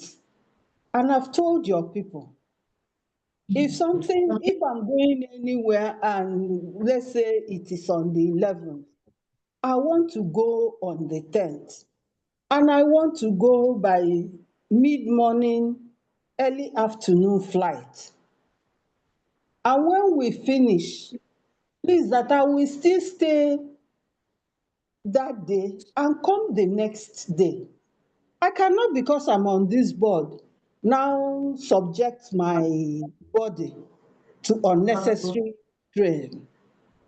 And that's why I'm having issues with them. I've stated it. Please. Please, ma'am, it's not this. There is no complication whatsoever. If we finish on the 20th, if you just want to go on the 15th, the only thing we can deliver, if you don't indicate the date you want to come back, the day will be on your ticket. If you indicate the time, when I want morning flight, I need to know flight or evening flight. There's no problem. And if you want to arrive early, Lagos, you will be good. But we want to have the able to regularly is that accommodation will not be provided until the day of the events. So if you are ready to move around the week before, yes, be on the ticket. Then if we are providing accommodation can only start on the day for that arrival. The day you are going, we can't dictate to you. If others are going on the 14th, you say, oh, I'm going on 20th, and I'm not even going at all. Some you is decided, or you are coming for a meeting a day before, you say so. It will be on the ticket. The only thing is if there is pick up or when go to the accommodation, it will still when it is available to everyone. For this particular meeting, you are not involved because you are limited to Lagos. So that's the point. I really have people happy. So your address with Jolola is Lagos. And there are a few of us that have the same similarity. The essence of ticket is to take up from one point to the other. And when we are dealing with development partners, we do so with utmost honesty and clarity. So, sir, so, man, and there's no complication at all. And I think I'm very clear on this, so that we make it easy for us, Neiti, and for those who are supporting us. Thank you, man. Sir, Still on AOB. hello, sir. Yeah, please, sir, I want to make one clarification. I know this issue of logistic is being belabored, but at the same time, I think I need to also make my own peculiar case known. My constituency is very wide, and I don't know exactly where I will be taking off on that very particular day because of diverse programs I have all over the country this time around. So I don't know if there is anything that can be made for those of us in this category. I don't want to believe that I'm the only one that can be involved in this kind of situation. So, but if there's nothing that can be made, so maybe whatever thing that was done, you can always use the ticket within the next 12 months. So that is just my submission. So from the nuances can be sorted out, right? Mr. Dillon, to normally you want to have an idea where you are taking off from. You want to plan without parts. So you want to have an idea in fact that unfortunately you have to know. You have to take it off from, and there's no way you can work with these people without fact. And they are development partners. Please, let's just find a way to incorporate that. The indirect procurement, that's really done. And you know, agencies in Nigeria, they operate. So you're not someone here thinking you want to be in Abuja. People are doing their handwriting from the year. So you must have to know where you are coming from.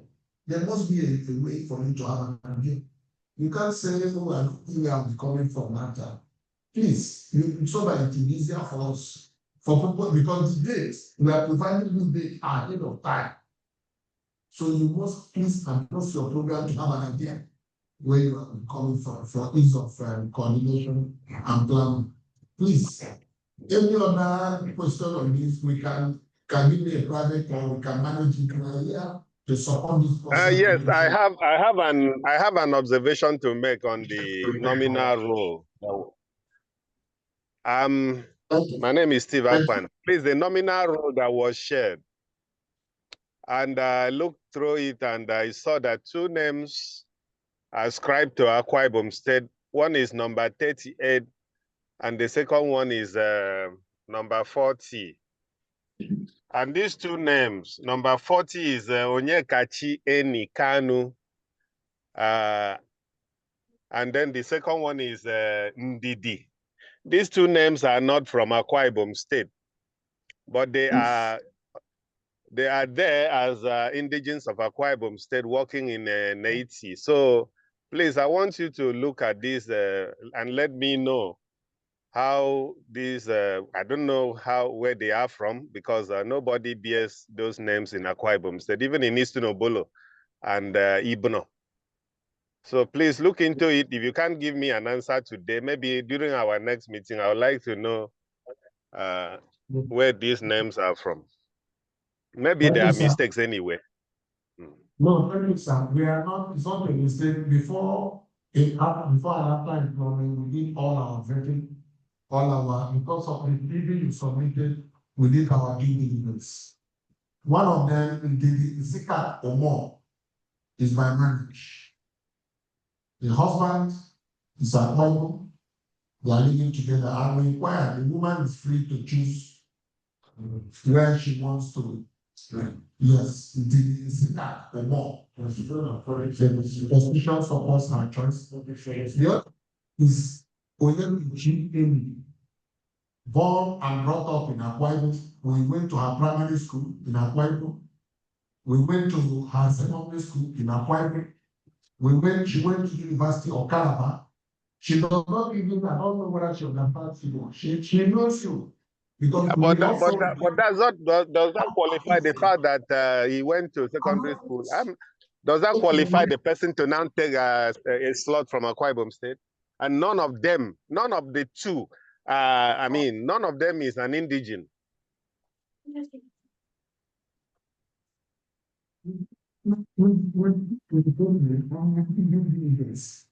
Well, if you can, I don't think this is how federal character works. Federal character stipulates that the people must be indigenes of that place, that location. But none of these people are indigenes, despite the fact that, I don't know, I mean, this cannot be verified anyway.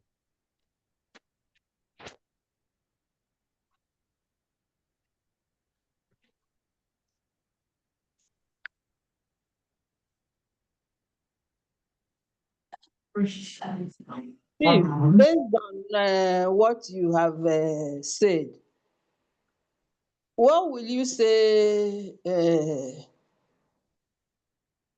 about Onwumere and Lovette? Because both of them are married to the place, the name they are answering is their maternal, their husband's places. So Yeah, how but they do it? Chief Engineer, I just felt that out of the two, at least one should come from Akwa Ibom. One should come from Akwa Ibom, not two people coming from other places and then taking the slots of. So that is, I don't know, you can't explain this away. No, what I think is that you need to go back to the Constitution because it allows women. This is a problem. The Constitution allows women to take places where So their what you are saying is that husband nobody, no indigene is qualified or was qualified to be, I'm telling you except this you because have to look for some you other know person. when you look at Ngozi Okonjo-Iweala, for instance, it's a name known to you. He answers Abia, but his daughter. Engineer, I understand that. I understand that quite well. But I'm saying So that, are you saying that when we have Ngozi to go that qualifies extent. for something, they shouldn't give her? What I'm saying is that when it is women, please recheck, because most times they answer their husband's name. And when they answer their husband's name, These two. The other one answered the three names are Igbo names. The three names are Igbo names, not that they answer. The second one, Onyeka, Eni, Kanu. Which one is Akwa Ibom name there in the three names?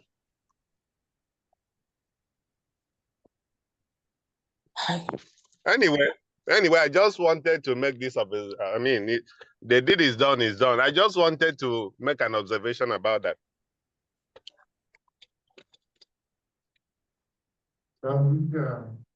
Not any other comment from anybody.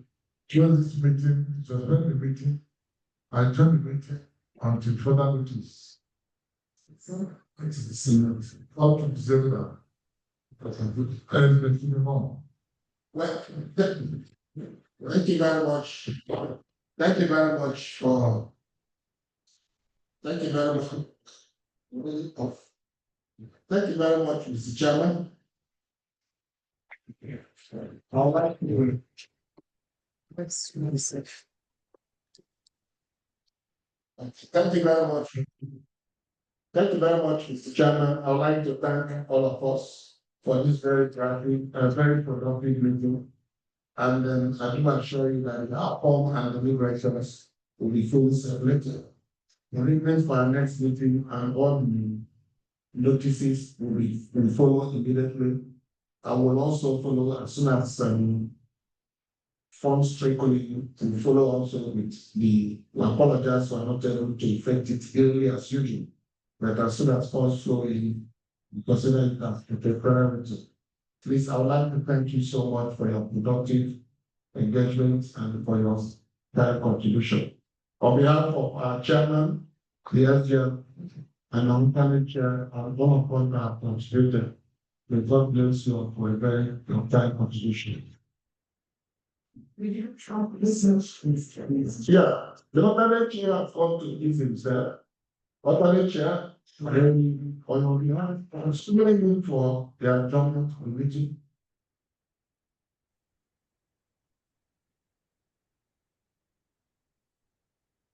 Somebody move for the adjournment of the meeting.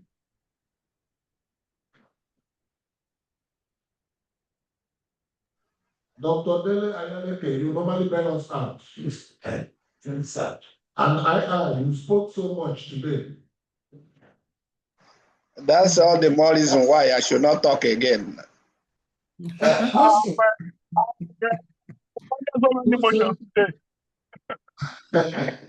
can still talk, you are permitted to talk. Chidele, are you moving? Are you moving? Sir? Are you moving for adjournment? I'm moving on. I'm moving for the adjournment For of the adjournment. meeting. Yes. Okay, you are okay. Dr. Lopez, who is coming? Sorry? Okay. Okay, Dr. Lopez is coming. Thank you very much. Goodbye. Thank you, sir. Thank you, everyone. Thank you. Bye. Thank you, the alternate ES, distinguished members of the board. Bye.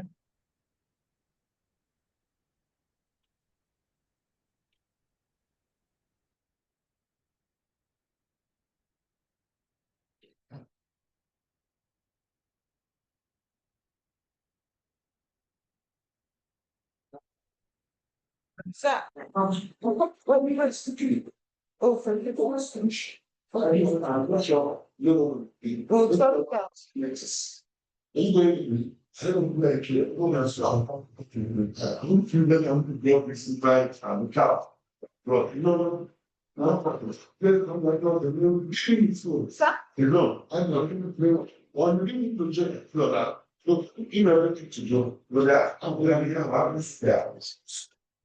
I don't do good God to the me. What? I mean, what I can do. So it's that if you don't do too.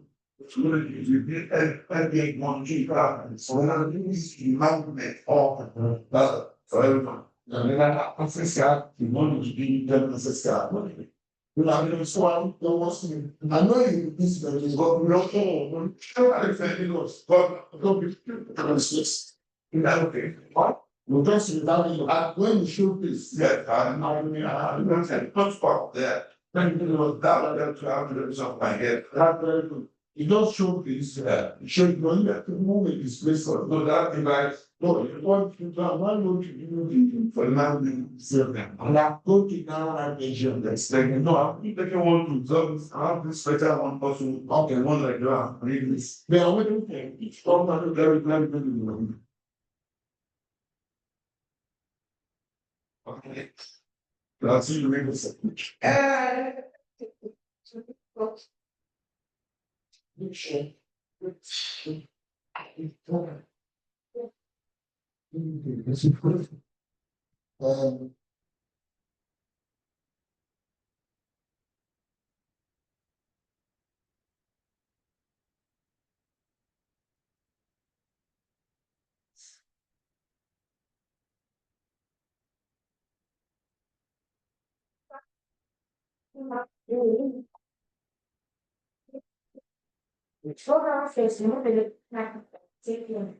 Yes, I'm just a bit of this. Yes, to the fine.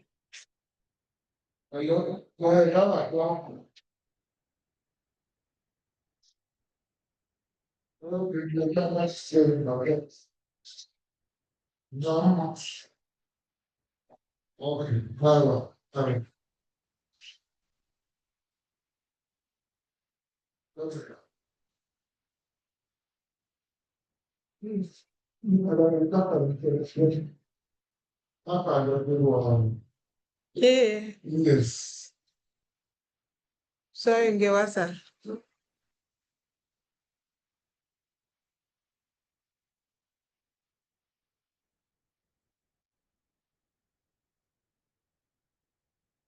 Why is this thing not? So in the because of your own boy and then doka for that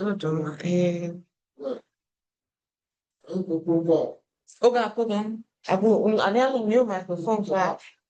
Apart from that, I have new microphone. Odinga for a poor and